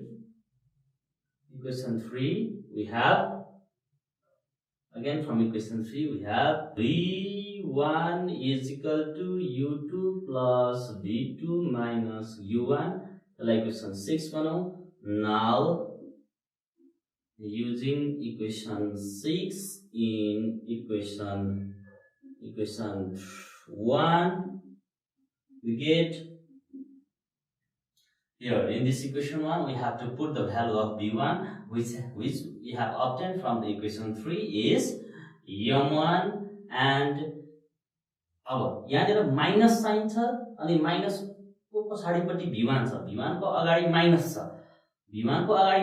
तर मसँग v1 सँग धेरैवटा टर्म छन्, त्यही भएर मैले u1 माइनस राखिसके पछाडि ब्राकेट राख्नुपर्छ। त्यसको लागि u2 plus v2 minus u1 राख्छौं, र यसका लागि equal to m2 v2 minus u2, और अब यहाँबाट के गर्न सक्छौं m1 u1 minus यो माइनस र यो यहाँ प्लस छ, माइनस u2 प्लस र यो माइनसले minus v2 minus plus u1 is equal to m2 v2 minus u2, और हामीले यहाँबाट के क्याल्कुलेसन गर्न सक्छौं भने m1 2u1 minus u2 minus v2 is equal to m2 v2 plus m2 u2. 2m1 u1 minus m1 u2 minus m1 v2 is equal to m2 v2 minus m2 u2 हुन्छ। अब हामीले के गर्नु पर्यो भने यसका लागि हाम्रो टार्गेट v2 क्याल्कुलेसन गर्नु हो र त्यसको लागि v2 र v2 लाई एउटा साइडमा राखौं र अरु टर्महरुलाई एकातिर राख्दाखेरि के आउँछ भने 2m1 u1 m1 u2 plus m2 u2 is equal to m2 v2 plus m1 v2 or 2m1 u1 plus m2 minus m1 u2 is equal to m2 plus m1 v2 और हामीले यसलाई के राख्न सक्छौं और यसलाई यो v2 लाई यो साइडमा राख्दा v2 त एकै ठाउँमा छँदैछ र m1 plus m2 लाई यो साइडमा ल्याउँदाखेरि हामीले v2 लाई एक्सचेन्ज गर्दाखेरि v2 is equal to v2 yeah v2 मात्र बाँकी बस्यो त्यही भएर मैले v2 लाई चाहिँ यसलाई चाहिँ साइडमा लाएँ। त्यसै कारणले अब हामीसँग बाँकी रहेको टर्म यो छ र यो टर्मलाई चाहिँ m2 plus m1 ले divide गरिदैछ 2m1 by m2 plus m1 u1 plus m2 minus m1 by m2 plus m1 u2. This is the required expression for the velocity. Final velocity. This is also the another important relation. This is the equation number 7. And equation 5 and 7 are the required expression for the final velocity of the colliding particles in two-dimensional elastic collision. हामीसँग केही special केसेसहरु छन् elastic collision related र त्यसको लागि सुरुमा firstly elastic कोलिजनमा आएको भेलोसिटीको लेखौं। Final velocity v1 भनेको कति आएको थियो भने that is the m1 minus m2 by m1 plus m2 u1 plus 2m2 by m1 plus m2 u2 and v2 is equal to 2m1 by m1 plus m2 u1 plus m2 minus m1 by m1 plus m2 u2। हामीसँग यो दुईटा relation छ। हामीसँग तीन चारवटा special case छन्। यो मध्ये स्पेशल केसेस 1 नम्बरमा छौं। 1 नम्बरमा हामी के सपोज गर्न गइरहेको छौं भने when m1 is equal to m2 भनेको जब अघि हामीले देखाएको कोलाइडिङ पार्टिकल्स को चाहिँ मास के हुन्छ यदि सेम हुन्छ भने यदि m1 र m2 इक्वल हुन्छ भने फाइनल भेलोसिटीमा के चेन्ज आउँदो रहेछ यो हेर्न गइरहेका छौं। अब हामीसँग यहाँनेर के छ m1 m2 छ भने यहाँनेर यो टर्म 0 हुन्छ र यो इक्वेसनमा पनि यो टर्म 0 हुन्छ। त्यही भएर हामीसँग बाँकी बस्ने भनेको for v1 is equal to u2 and v2 is equal to u1 र त्यसको लागि हामी देखाउँछौं र first of all m1 is equal to m2 हुँदाखेरि v1 के हुन्छ भने v1 is equal to m1 minus m1 किनभने m1 is equal to m2 छ र m1 m2 को ठाउँमा पनि मैले m1 नै राखेको छु। त्यसैगरी m1 plus m2 को ठाउँमा पनि m1 plus m1 नै राख्दा हुन्छ। here u1 plus 2 m2 को ठाउँमा m1 divided by m1 plus फेरि त्यसको ठाउँमा m1 2 u1 plus m1 minus m1 divided by m1 plus m1 u2 implies v1 is equal to, from this relation v1 is equal to this term is equal to 0 and this term is equal to 2m1 by 2m1 means this 2m1 and 2m1 cancel out each other and remains the u2. v1 is equal to the u2 and this v2 is equal to u1 because this terms goes to 0. v2 is equal to u1 and from this relation v1 is equal to u2 and v2 is equal to u1. From this relation we can conclude that the final velocities, the particle just exchange their velocities during collision, elastic collision. In elastic collision मा चाहिँ के हुँदो रहेछ भने the final velocity of the चाहिँ second particle चाहिँ initial velocity of the first particle, final velocity of the first particle चाहिँ initial velocity of the second particle हुँदो रहेछ। यो नै हाम्रो कन्क्लुजन भयो। जति बेला when m1 is equal to m2, that is the v1 is equal to v2, one dimensional elastic collision भइसके पछाडि कोलाइडिङ अब्जेक्टले चाहिँ फाइनल भेलोसिटी चाहिँ जहिले पनि इनिशियल भेलोसिटी सँग चाहिँ एक्सचेन्ज गर्दा रहेछन्। यो भनेको v1 is equal to u2 भन्नुको मिनिङ के हो भने final velocity of the first particle भनेको चाहिँ initial velocity of the second particle सँग इक्वल भयो र यो v2 is equal to u1 भनेको final velocity of the second particle चाहिँ initial velocity of the first particle सँग इक्वल छ। र यहाँबाट हामीले एउटा एकदम इम्पोर्टेन्ट रिलेसन हाम्रो एक्जाममा, हाम्रो नेशनल एक्जामिनेसन बोर्डको प्याटर्नमा पनि सोधिने एक्जाममा पनि के हुन्छ भने यो जहिले पनि सोध्नलाई आइरहेको छ। This is the one of the most important physical phenomena occurring in the universe. It is v1 र v2 को भ्यालु चाहिँ यो थाहा भयो। र अब हामीले अर्को एउटा कन्सिडरेसन केस गर्न गइरहेका छौं। व्हेन द पार्टिकल, सेकेन्ड नम्बरमा, when the particle m2 is at rest, particle m2 is at rest, the second particle of the mass m2 चाहिँ रेस्टमा भन्नुको छ मिनिङ के हो भन्दाखेरि u2 चाहिँ नियरली इक्वल टु केसँग हुन्छ, 0 सँग इक्वल हुन्छ र u2 0 सँग इक्वल हुने बित्तिकै हाम्रो फाइनल भेलोसिटीको रिलेसन भनेको v1 is equal to m1 minus m2 by m1 plus m2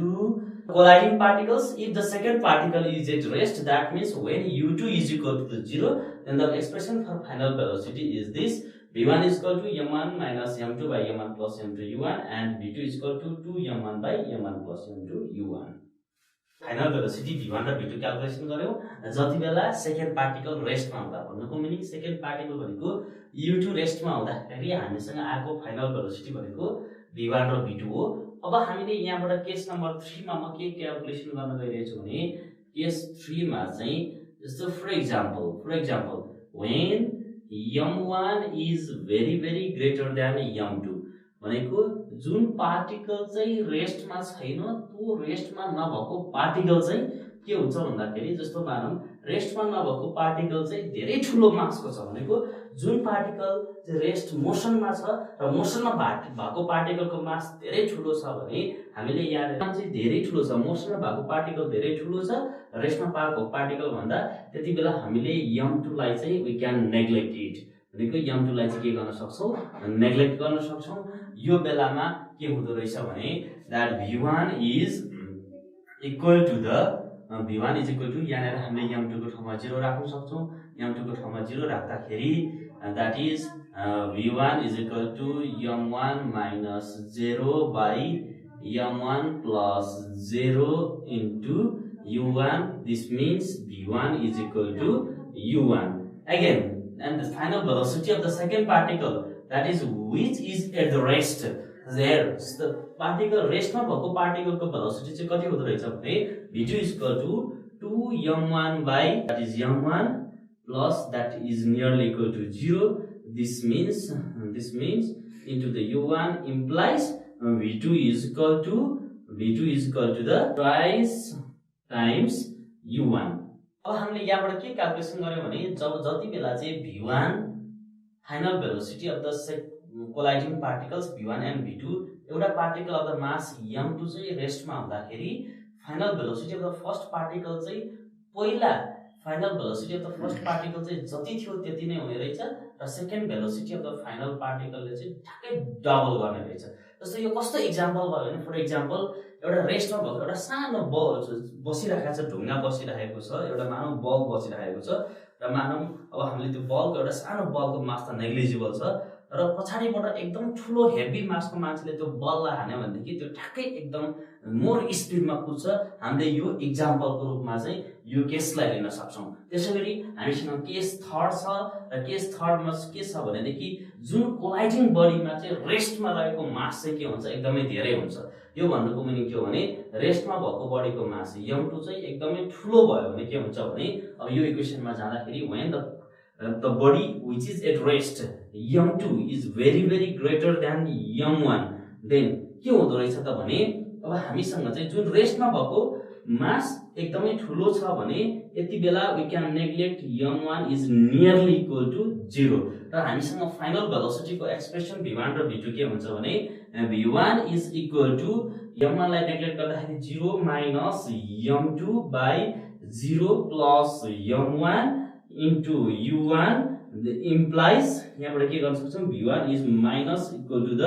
equal to the 1 minus 1 and this becomes v1 is equal to the minus v1 यसलाई चाहिँ दुईटा कोलाइडिङ बडी छन् र कोलाइडिङ बडी मध्ये चाहिँ एउटा particle of the mass m1 छ र अर्को particle of the mass m2 छ र रेस्टमा भएको पार्टिकलको मास चाहिँ एकदमै ठुलो छ र मोस्टमा भएको पार्टिकल अफ द मास चाहिँ त्योभन्दा एकदमै सानो र नेग्लिजिबल छ भने त्यो केसमा चाहिँ final velocity of the first particle जुन नेग्लिजिबल मास भएको भेलोसिटी थियो त्यो चाहिँ एकदमै ठुलो माससँग कोलाइड भइसकेपछि एक्ज्याक्टली रिबाउन्ड हुने रहेछ भन्नको मतलब जुन भेलोसिटीले चाहिँ त्यो बडीमा ठोकेको त्यो भन्दा चाहिँ ठ्याक्कै रिभर्स डाइरेक्सनमा चाहिँ त्यही भेलोसिटीले चाहिँ कुद्ने भयो र त्यसैगरी फाइनल भेलोसिटी v2 भनेको चाहिँ जुन ठुलो बडीको मास छ त्यसको भेलोसिटी चाहिँ 0 हुन्छ। यो कस्तो खाले एक्जाम्पलको रूपमा लिन सकिन्छ भने जस्तो मानौं हामीले खेल्दै गरेको भकुण्डो चाहिँ अर्थमा ठोक्यो भने भकुण्डो चाहिँ अर्थबाट चाहिँ त्यही भेलोसिटीले जुन भेलोसिटीले चाहिँ अर्थमा ठोकेको अर्थको मास चाहिँ एकदमै ठुलो छ र बलको मास एकदमै सानो छ भने त्यो बल चाहिँ त्यही भेलोसिटीले रिबाउन्ड हुन्छ फर्किन्छ भनेदेखि यो केस अफ द एक्जाम्पललाई चाहिँ हामी केस थर्डको एक्जाम्पलको रूपमा कम्पेयर गर्न सक्छौं। That is all about the elastic collision, and in the elastic collision we have to remember some points that I am going to describe to you. That is, elastic collision is such type of the collision. That is, I am going to summarize about the elastic collision. Elastic collision is such collision in which the linear momentum and the characteristics of the elastic collision are the linear momentum is conserved first, and second kinetic energy is conserved. Third one is the force exerted between the colliding bodies is the conservative in the nature. And one important features of this elastic collision is in the elastic collision the kinetic energy does not change into the other form of mechanical energy. That is the most important features and the characteristics of the elastic collision. Elastic collision को important features को बारेमा पनि पढ्यौं र elastic collision को some exampleहरु पनि दियौं र त्यसैगरी next collision मा हामीले inelastic collision को बारेमा पढ्दै छौं र that is the inelastic collision.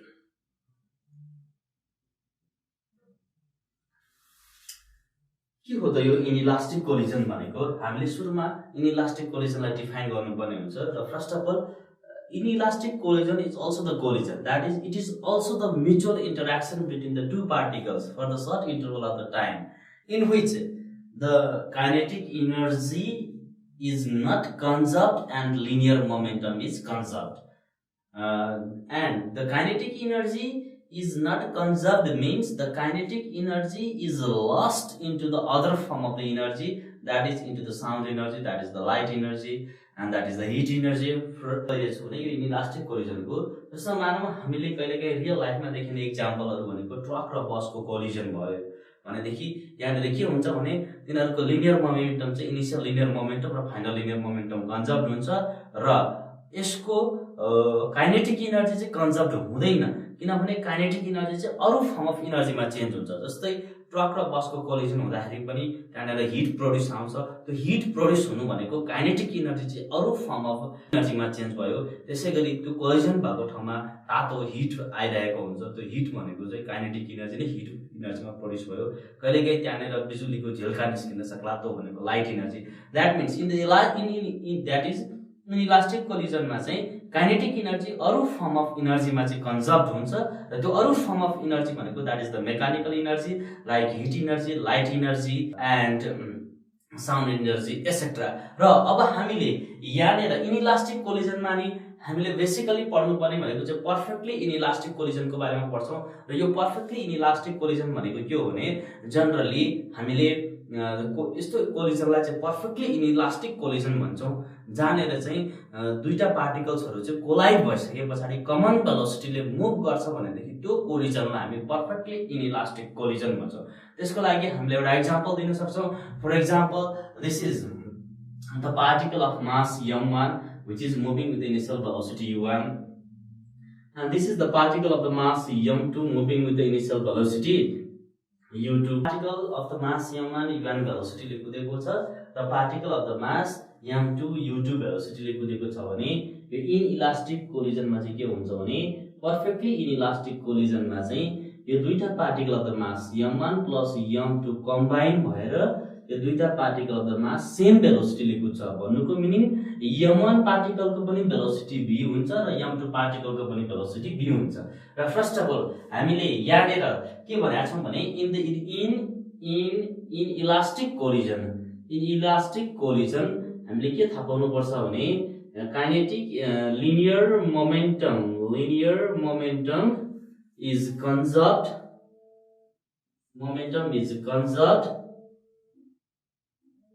energy is not conserved. अब हामीले यो के गर्न गइरहेका छौं भने फाइनल भेलोसिटी अब यो केसमा पनि that is the case in which this is the before collision and this is the before collision case and this is the after collision case. This is the after collision case. यो before कोलिजनमा चाहिँ दुईटा particle of the mass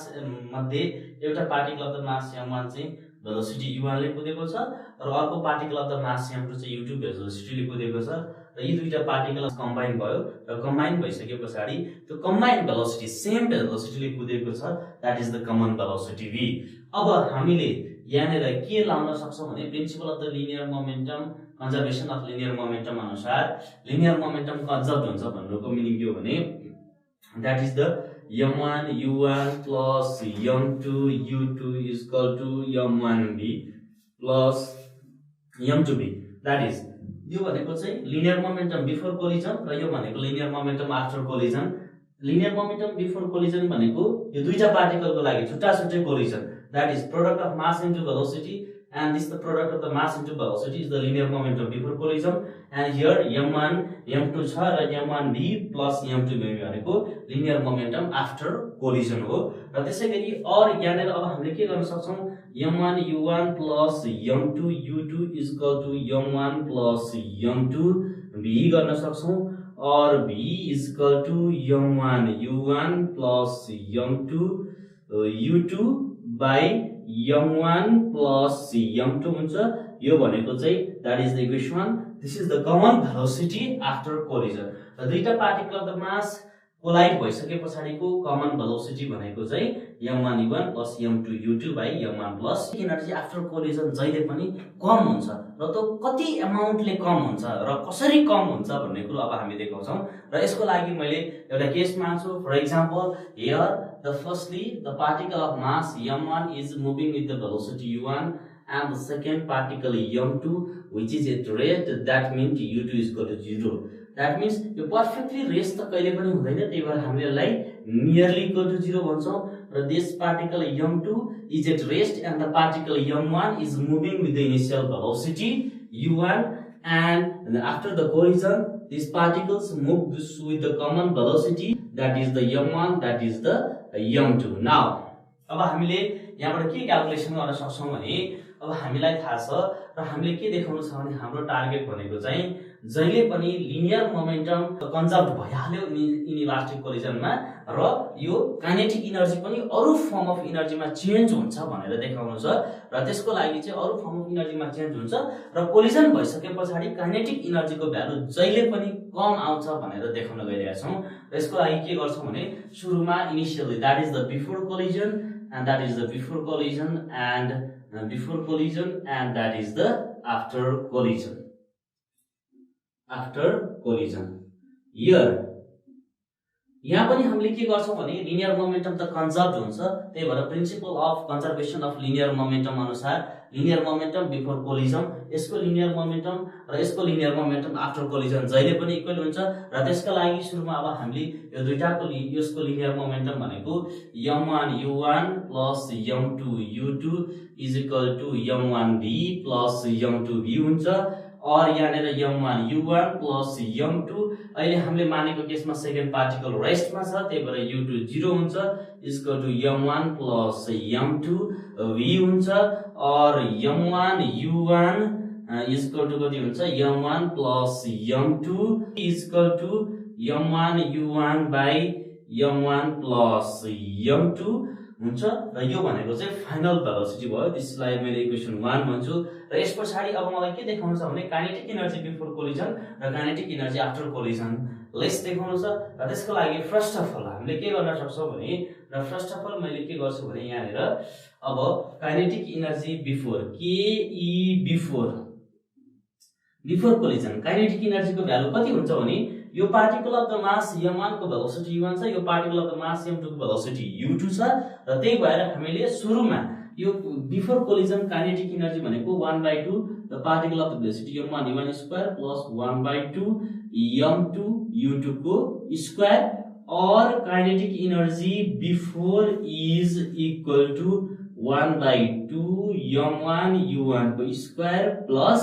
this terms u2 is at rest, therefore u2 can be considered as a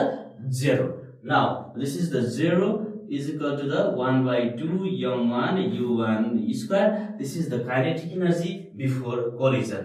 अब यस पछाडी हामीले फेरि kinetic energy after collision calculation गर्नुपर्ने हुन्छ र kinetic energy ke after is equal to the 1/2 m1 plus m2। यो m1 plus m2 किन लेखेको भने दुईटा particle of the mass combine भइसक्यो र यो कम्बाइन भइसके पछाडी यसको भेलोसिटी दुईटैको के छ कमन छ, त्यही भएर 1/2 m1 plus m2 v square हुन्छ। त्यसैगरी और ke after is equal to 1/2 m1 plus m2 र v को ठाउँमा कति हुन्छ भने m1 u1 by m1 plus m2, that is m1 u1 by m1 plus m2 को स्क्वायर। अब यहाँबाट के गर्न सकिन्छ भने ke आफ्टर भनेको ke after is equal to अब यहाँनिर m1 प्लस m2 छ र मैले यसलाई अझै सिम्प्लिफाई तरिकाले लेख्छु के हुन्छ भने m1 प्लस m2 अनि त्यसपछि m1 square u1 square by m1 plus m2 को square. That means the kinetic energy after collision is equal to 1/2 m1 plus m2 plus m2 m1 into u1 को square into m1 by m1 plus m2 को square। यो र यो cancel भयो term और ke after is equal to 1/2 m1 u1 square into m1 by m1 plus m2। अघि मैले के लेखेको छु भने काइनेटिक एनर्जी बिफोर कोलिजन भनेको यो टर्म आयो र यस पछाडी काइनेटिक एनर्जी आफ्टर कोलिजन यो टर्म आयो र अब हामीले मैले यो दुईटा इक्वेसनबाट के लेख्न सक्छु भने kinetic energy after collision divided by kinetic energy before collision गरियो भने के आउँछ भने आफ्टर काइनेटिक भनेको 1/2 m1 u1 square m1 by m1 plus m2 divided by 1/2 m1 u1 square. यो टर्म र यो टर्म क्यान्सल भयो और ke after by ke before is equal to m1 by m1 plus m2 र हामीलाई के थाहा छ भने यो m1 by m1 plus m2 is always less than the 1. This terms is the less than 1, therefore we can write ke after by ke before is less than 1. This means हामीलाई के देखाउनु छ भने जहिले पनि kinetic energy after collision lace हुन्छ र यहाँबाट के आउँछ भने which is implies that ke after is less than ke before. Ke after is less than ke before. This shows that there is always the loss of kinetic energy in the one dimension inelastic collision, and from this we have to summarize about the inelastic collision is that in the inelastic collision is such type of the collision in which the linear momentum is conserved but kinetic energy is not conserved. That kinetic energy does not conserved means this kinetic energy is converted into the other form of the energies. That means like sound energy, heat energy, and light energy, etc. And there are some important features of the inelastic collision. First one is linear momentum is conserved, kinetic energy is not conserved. All the force interacting, involving between such type of the collision is not conservative in the nature, and the kinetic energy is lost into the other form of the energy. 6 mechanics 11 mechanics unit 6 जसमा circular motion छ। अब यो circular motion rectilinear motion भन्ने हुन्छ। Circular motion भनेको कुनै पनि object body सर्कलमा move गर्छ भने त्यसलाई सर्कुलर मोसन भन्छ। Linear motion, circular motion, linear भनेको स्ट्रेट लाइनमा भएको मोसनलाई लिनियर मोसन भन्छ। जस्तो लिनियर मोसन भनेको अब यस्तो लाइनलाई लिनियर भन्छ। त्यसैले यो लाइन लिनियर भयो भने यस्तो लिनियर भएको कुनै पनि बडीको मोसनलाई लिनियर मोसन भन्छ। जस्तो एउटा बडी छ, एउटा कार मुभ भइरहेको छ भने यतिखेरको मोसनलाई लिनियर मोसन भन्छ, किनभने यो लिनियर भनेको लाइन हो। लाइनमा हुने स्ट्रेट लाइनमा हुने मोसनलाई लिनियर मोसन भन्छ। सर्कुलर मोसन भनेको चाहिँ जस्तो सर्कल छ, भनौँ एउटा सर्कल हो, एउटा कर्भ हो। यो कर्भमा कुनै पनि बडी मुभ भइरहेको छ, कुनै पनि बडी यसरी मुभ भइरहेको छ कर्भमा भने यतिखेरको यो बडीको मोसनलाई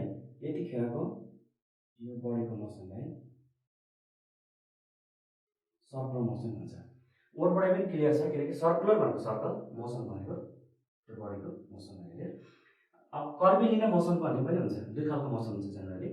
linear motion, curvilinear motion. Linear भनेको स्ट्रेट लाइन, कर्भिलिनियर भनेको कर्भमा, त्यसरी कर्भिलिनियर मोसन पनि भन्छ यसलाई, कर्भिलिनियर मोसन। अब यसको यो कर्भिलिनियर मोसनको यस्तो एक्जाम्पलहरू धेरै छ, अथवा सर्कुलर मोसनको एक्जाम्पलहरू धेरै छ। जस्तो मोसन अफ सन, कुनै पनि बडीको मोसन सर्कुलर हुनको लागि चाहिँ त्यसले ट्राभल गरेको बाटो चाहिँ सर्कल हुनु पर्यो, कर्भ हुनु पर्यो। जस्तो एक्जाम्पलको लागि, सर्कुलर मोसनको एक्जाम्पलको लागि, जस्तो प्लानेट्सहरूको मोसन सनको वरिपरि, त्यो सर्कुलर मोसन हो। त्यसै गरिकन इलेक्ट्रोनको मोसन न्युक्लियसको वरिपरि, त्यो सर्कुलर मोसन हो, किनभने इलेक्ट्रोनले न्युक्लियसको वरिपरि सर्कल बनाएर ट्राभल गर्छ, सर्कल बनाएर घुम्छ, त्यो सर्कुलर मोसन भयो। सर्कुलर मोसनको एक्जाम्पलहरू धेरै हुन्छन्। कुनै पनि भेहिकललाई सर्कलमा घुमायो भने पनि सर्कुलर मोसन हुन्छ। त्यसैले यो सर्कुलर मोसनमा युज हुने डिफ्रेन्ट टर्म्सहरू म वान बाई वान यहाँ एक्सप्लेन गर्दै जान्छु। जस्तो first term angular displacement.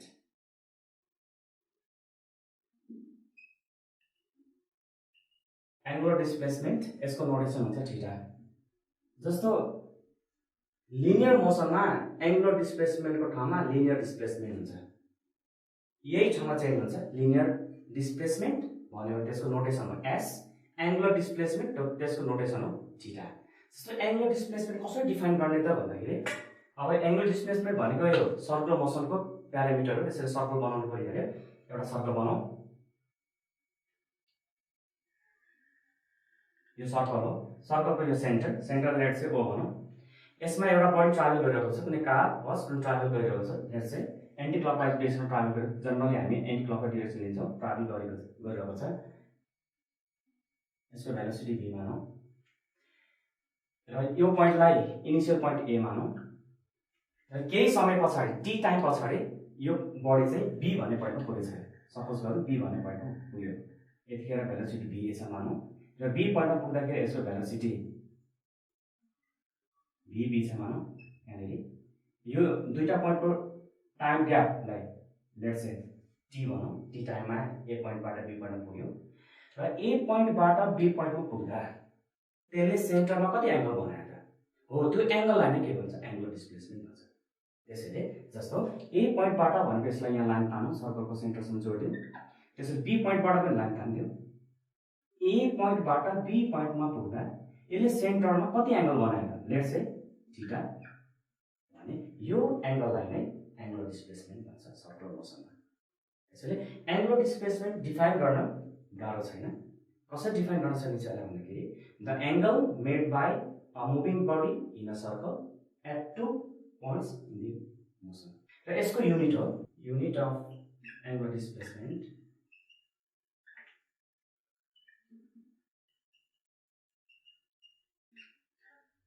Theta, यसको युनिट हुन्छ रेडियन। रेडियन सर्टकटमा RAD, रेडियन। यसको युनिट हो रेडियन। अब दोस्रो टर्म छ, सेकेन्ड टर्म हो angular velocity.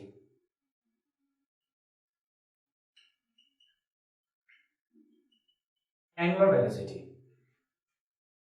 Angular displacement, angular velocity. Linear मोसनमा चाहिँ लिनियर डिस्प्लेसमेंट, लिनियर वेलोसिटी। अब यहाँ त एंगुलर वेलोसिटी आयो, सर्कल भएपछि एंगुलर वेलोसिटी आउँछ। त्यसैले यसको नोटेसन हुन्छ ओमेगा। यसलाई ओमेगा भन्छौँ। यो इज लुकिङ लाइक डब्लु, यो डब्लु जस्तै हुन्छ, यसलाई त हामीले ओमेगा भनेर पढ्नुपर्छ। अब एंगुलर वेलोसिटी कसरी डिफाइन गर्ने त? एंगुलर वेलोसिटी डिफाइन गर्नको लागि जस्तो यो ए भन्ने पोइन्टबाट स्टार्ट भएर बी भन्ने पोइन्टमा पुग्यो र ए भन्ने पोइन्टबाट बी पोइन्टमा पुग्न टाइम टी लाग्यो र त्यसै गरिकन ए भन्ने पोइन्टबाट बी पोइन्टमा पुग्न टाइम टी लाग्यो भने त्यसै गरिकन अर्को दोस्रो पोइन्ट चुज गरौँ। मानौँ त्यो पोइन्ट सी छ, त्यो पोइन्ट सी छ। यहाँनिर भ्यालुसिटी भिसीमा लेख्न सकिन्छ। यहाँ भ्यालुसिटी अहिले मैले लेखिराखिनँ।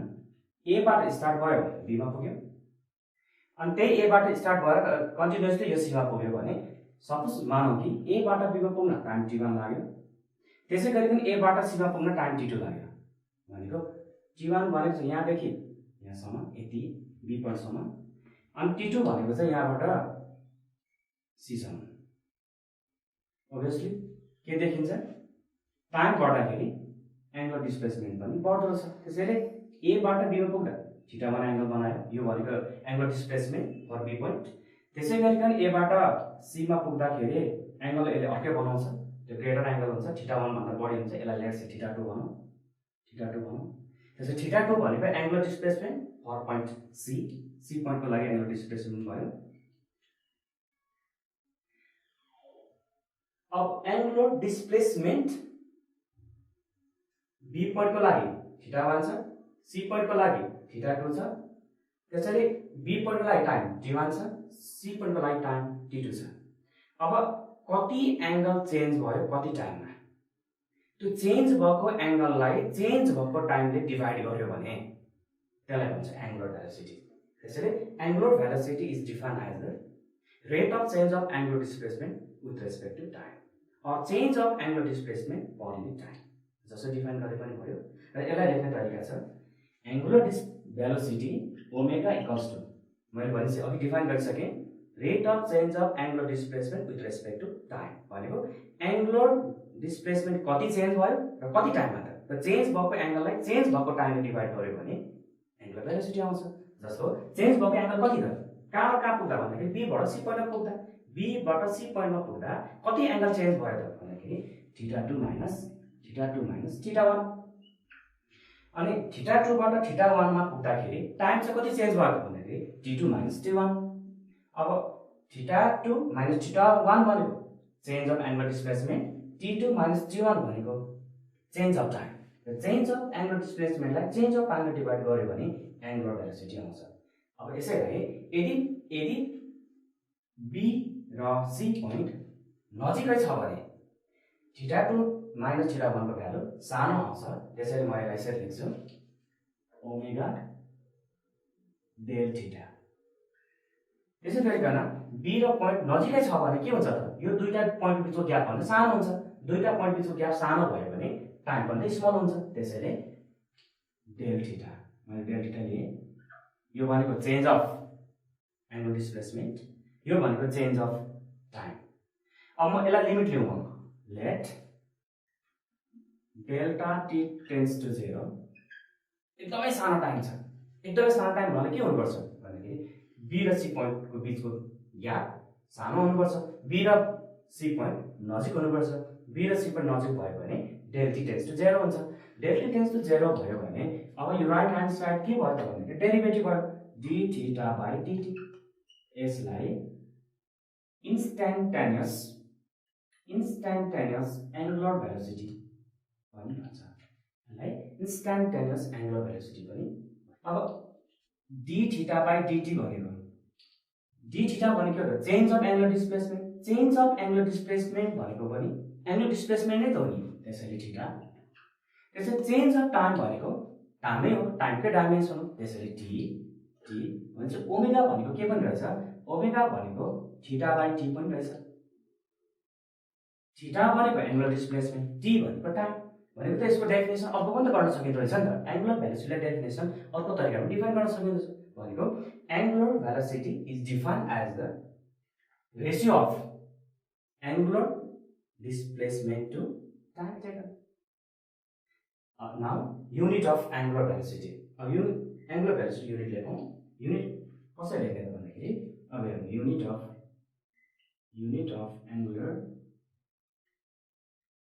एंगुलर भेलोसिटी ओमेगा को युनिट अफ ओमेगा भन्दा नि हुन्छ युनिट अफ एंगुलर भेलोसिटी। हेरौँ राइट ह्यान्ड साइडबाट थीटा भनेको एंगल भइहाल्यो radian R AD rad so shortcut. त्यसपछि टी भनेको टाइम को युनिट हुन्छ सेकेन्ड, त्यसैले rad per second radian per second यसलाई यसरी पनि लेख्न सकिन्छ R AD rad per second. यो के भयो त युनिट अफ एंगुलर भेलोसिटी भयो।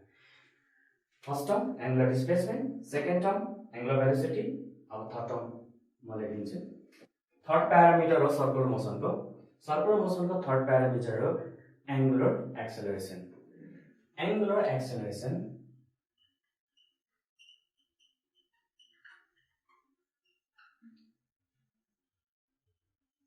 यसको नोटेसन हो अल्फा।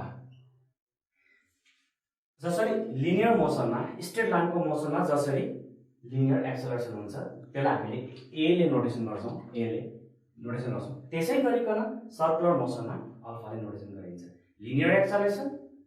Angular acceleration. तर हामीले स्ट्रेट लाइनको मोसनमा लिनियर एक्सेलरेसन भन्नु जरुरत पर्दैन, त्यो आफै अभियस हुन्छ। त्यहाँ लिनियर एक्सेलरेसन भन्नु पर्दैन, जस्ट एक्सेलरेसन भन्यो भने यो बुझिन्छ। तर एंगुलर एक्सेलरेसन भन्यो भने चाहिँ त्यो सर्कुलर मोसनको एक्सेलरेसन भन्ने कुरा बोल्नुपर्छ, त्यसको नोटेसन छुट्टै छ अल्फा। र यो डिफाइन कसरी गर्ने त फेरि सर्कलबाट जाउँ, डायग्रामबाटै जाउँ।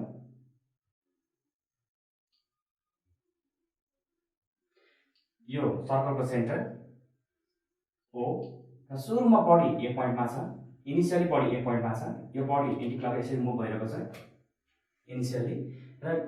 ए बाट बी मा पुग्यो। मानौ ए बाट बी मा पुग्न टाइम टी1 लाग्यो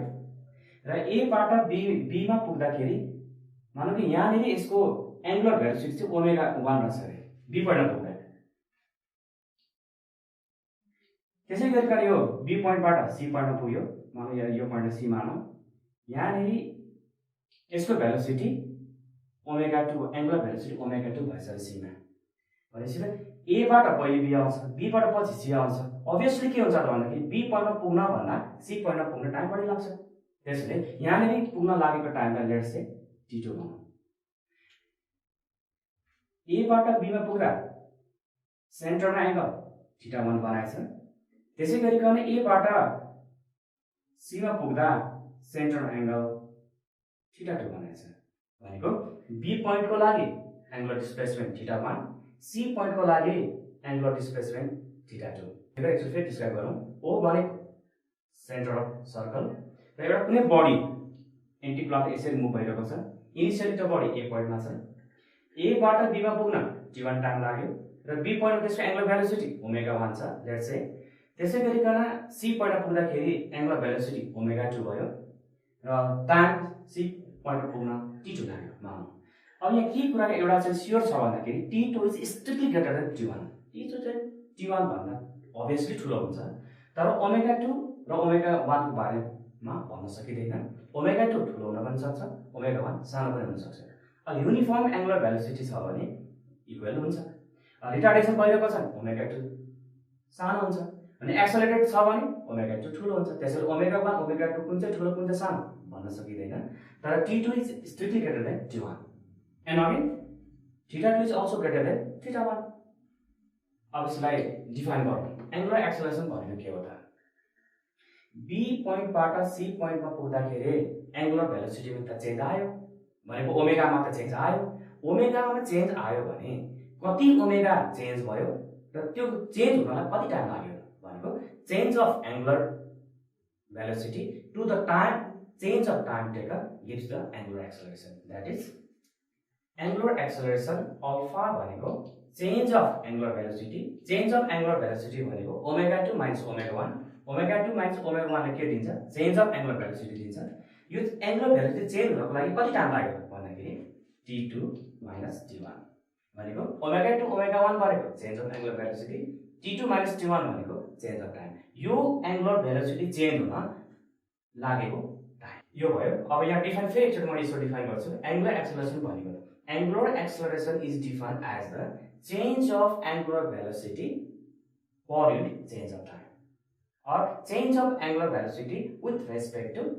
time. Omega 2 minus omega 1 भनेको change of angular velocity हो, त्यसैले डेल ओमेगा लेख्न सकिन्छ। त्यसैले t2 minus t1 भनेको change of time हो, त्यसैले डेल t लेख्न सकिन्छ। अब यहाँ पनि म लिमिट लिन्छु। मानौ कि b र c भन्ने पोइन्ट नजिकै हो। यो दुईटा पोइन्ट असाध्यै नजिक छ भने त यो दुईटा बीचको टाइम पनि असाध्यै सानो हुन्छ। त्यसैले मैले के भने टाइम चाहिँ लिमिट लिए मैले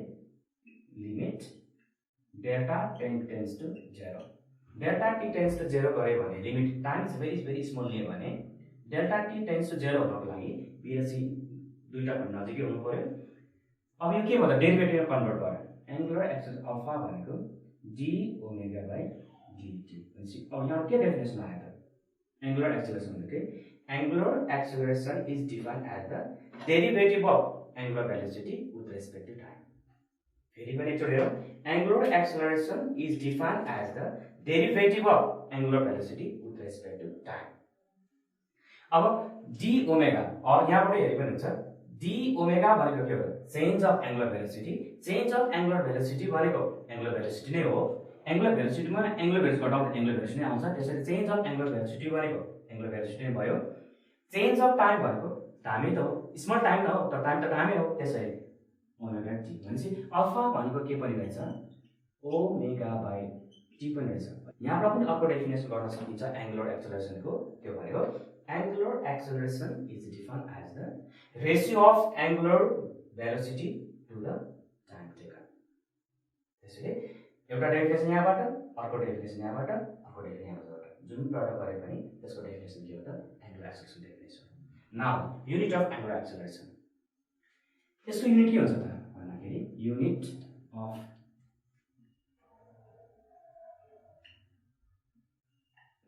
अल्फा। अब राइट ह्यान्ड साइड हेर्नु पर्यो युनिटको लागि राइट ह्यान्ड साइड हेर्नु इक्वेसन राइट ह्यान्ड साइड हेर्नु पर्यो। यहाँबाट गरे पनि भयो यहाँबाट गरे पनि भयो हामीले यहाँबाट सजिलो हुन्छ भनेपछि राइट ह्यान्ड साइड के छ ओमेगा बाइ टी छ। ओमेगा भनेको angular velocity, angular velocity unit हो रेडियन पर सेकेन्ड।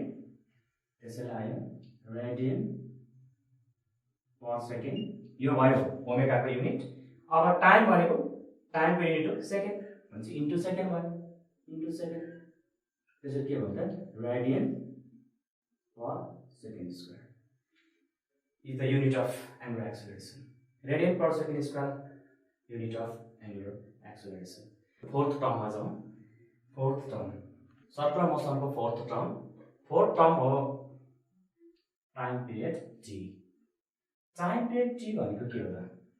अब यो डिफाइन गर्न पनि सर्कल बनाउन सजिलो हुन्छ हामीलाई। यहाँ सर्कल बनाउँछु। यो सर्कलमा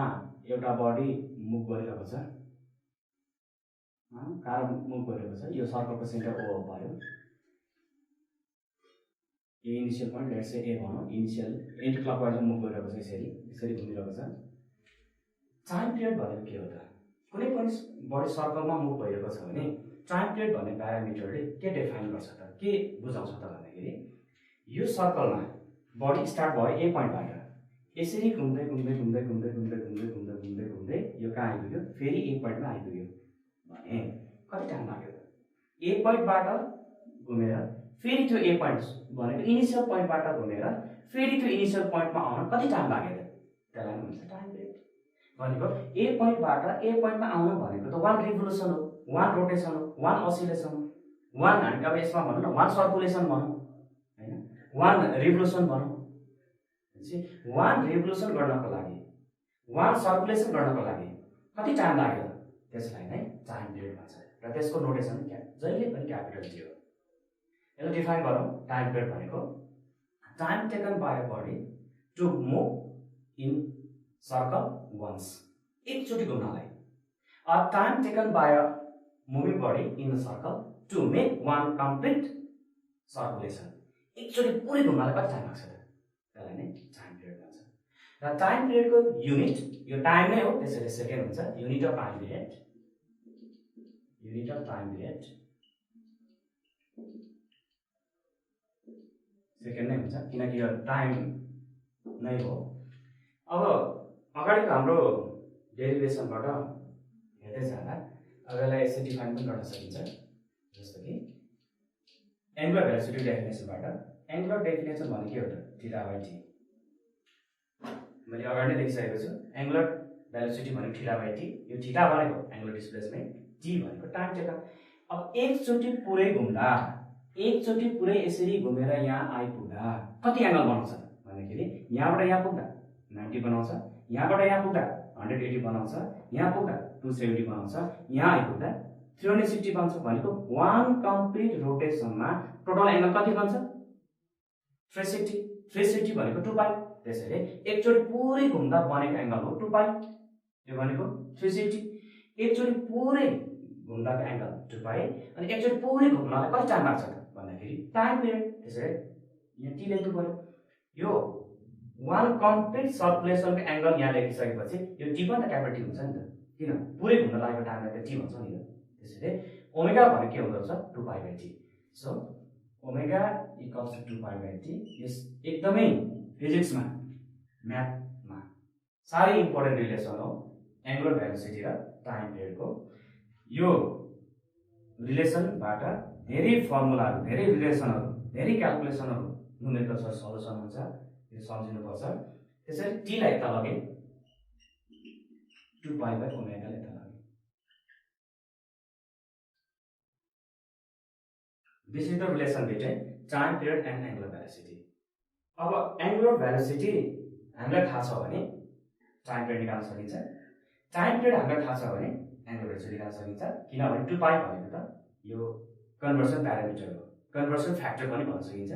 टाइम पिरियड थाहा छ ओमेगामा लाग्ने, ओमेगा थाहा छ टाइम पिरियडमा लाग्ने, कि 2 पाइ त कन्स्ट्यान्ट हो, पाइ टु भ्यालु 2 पाइ 22/7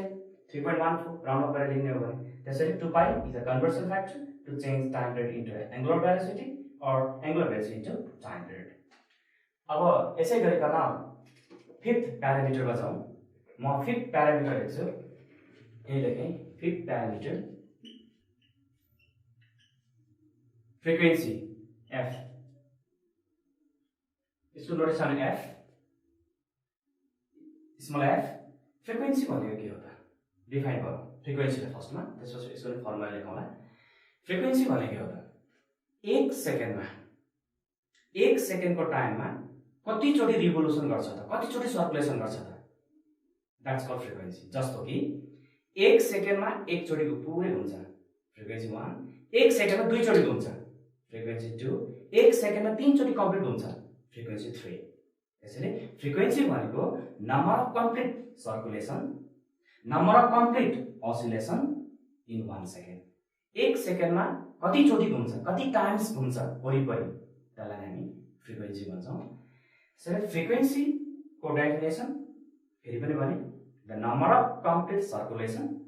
or number of complete oscillation or number of complete vibration in 1 second. But in case of circular motion, the number of complete circulation in 1 second is called the frequency. अब mathematically भन्ने हो भने frequency को definition अर्को पनि छ mathematically. Frequency and time period are reciprocal to each other. So we can make now the formula of frequency. How? Look. Because frequency and the time period are reciprocal to each other. So we can write frequency F reciprocal to time each other. That means time period T, that is F 1 by T. This is the relation between frequency and time period. यो frequency time पिरियडको रिलेसनबाट अब हामीले फ्रिक्वेन्सीको unit पनि निकाल्न सक्ने भयौँ, किनभने time पिरियडको unit second छ भने अब फ्रिक्वेन्सी युनिट पनि आउँछ। फ्रिक्वेन्सीको युनिट हो युनिट अफ फ्रिक्वेन्सी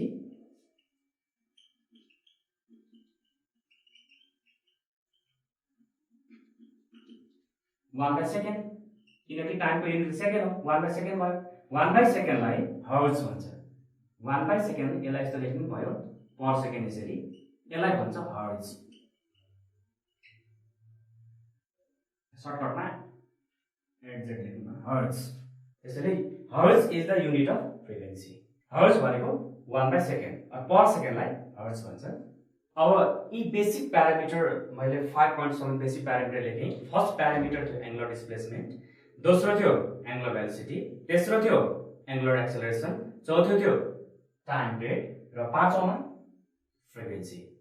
र यति प्यारामिटर्सहरू अब युज गरेर हामी सर्कुलर मोसनमा भएका केही युज हुने केही टर्म्सहरू, केही इभेन्ट्सहरूलाई अब हामी डिफाइन गरौँ।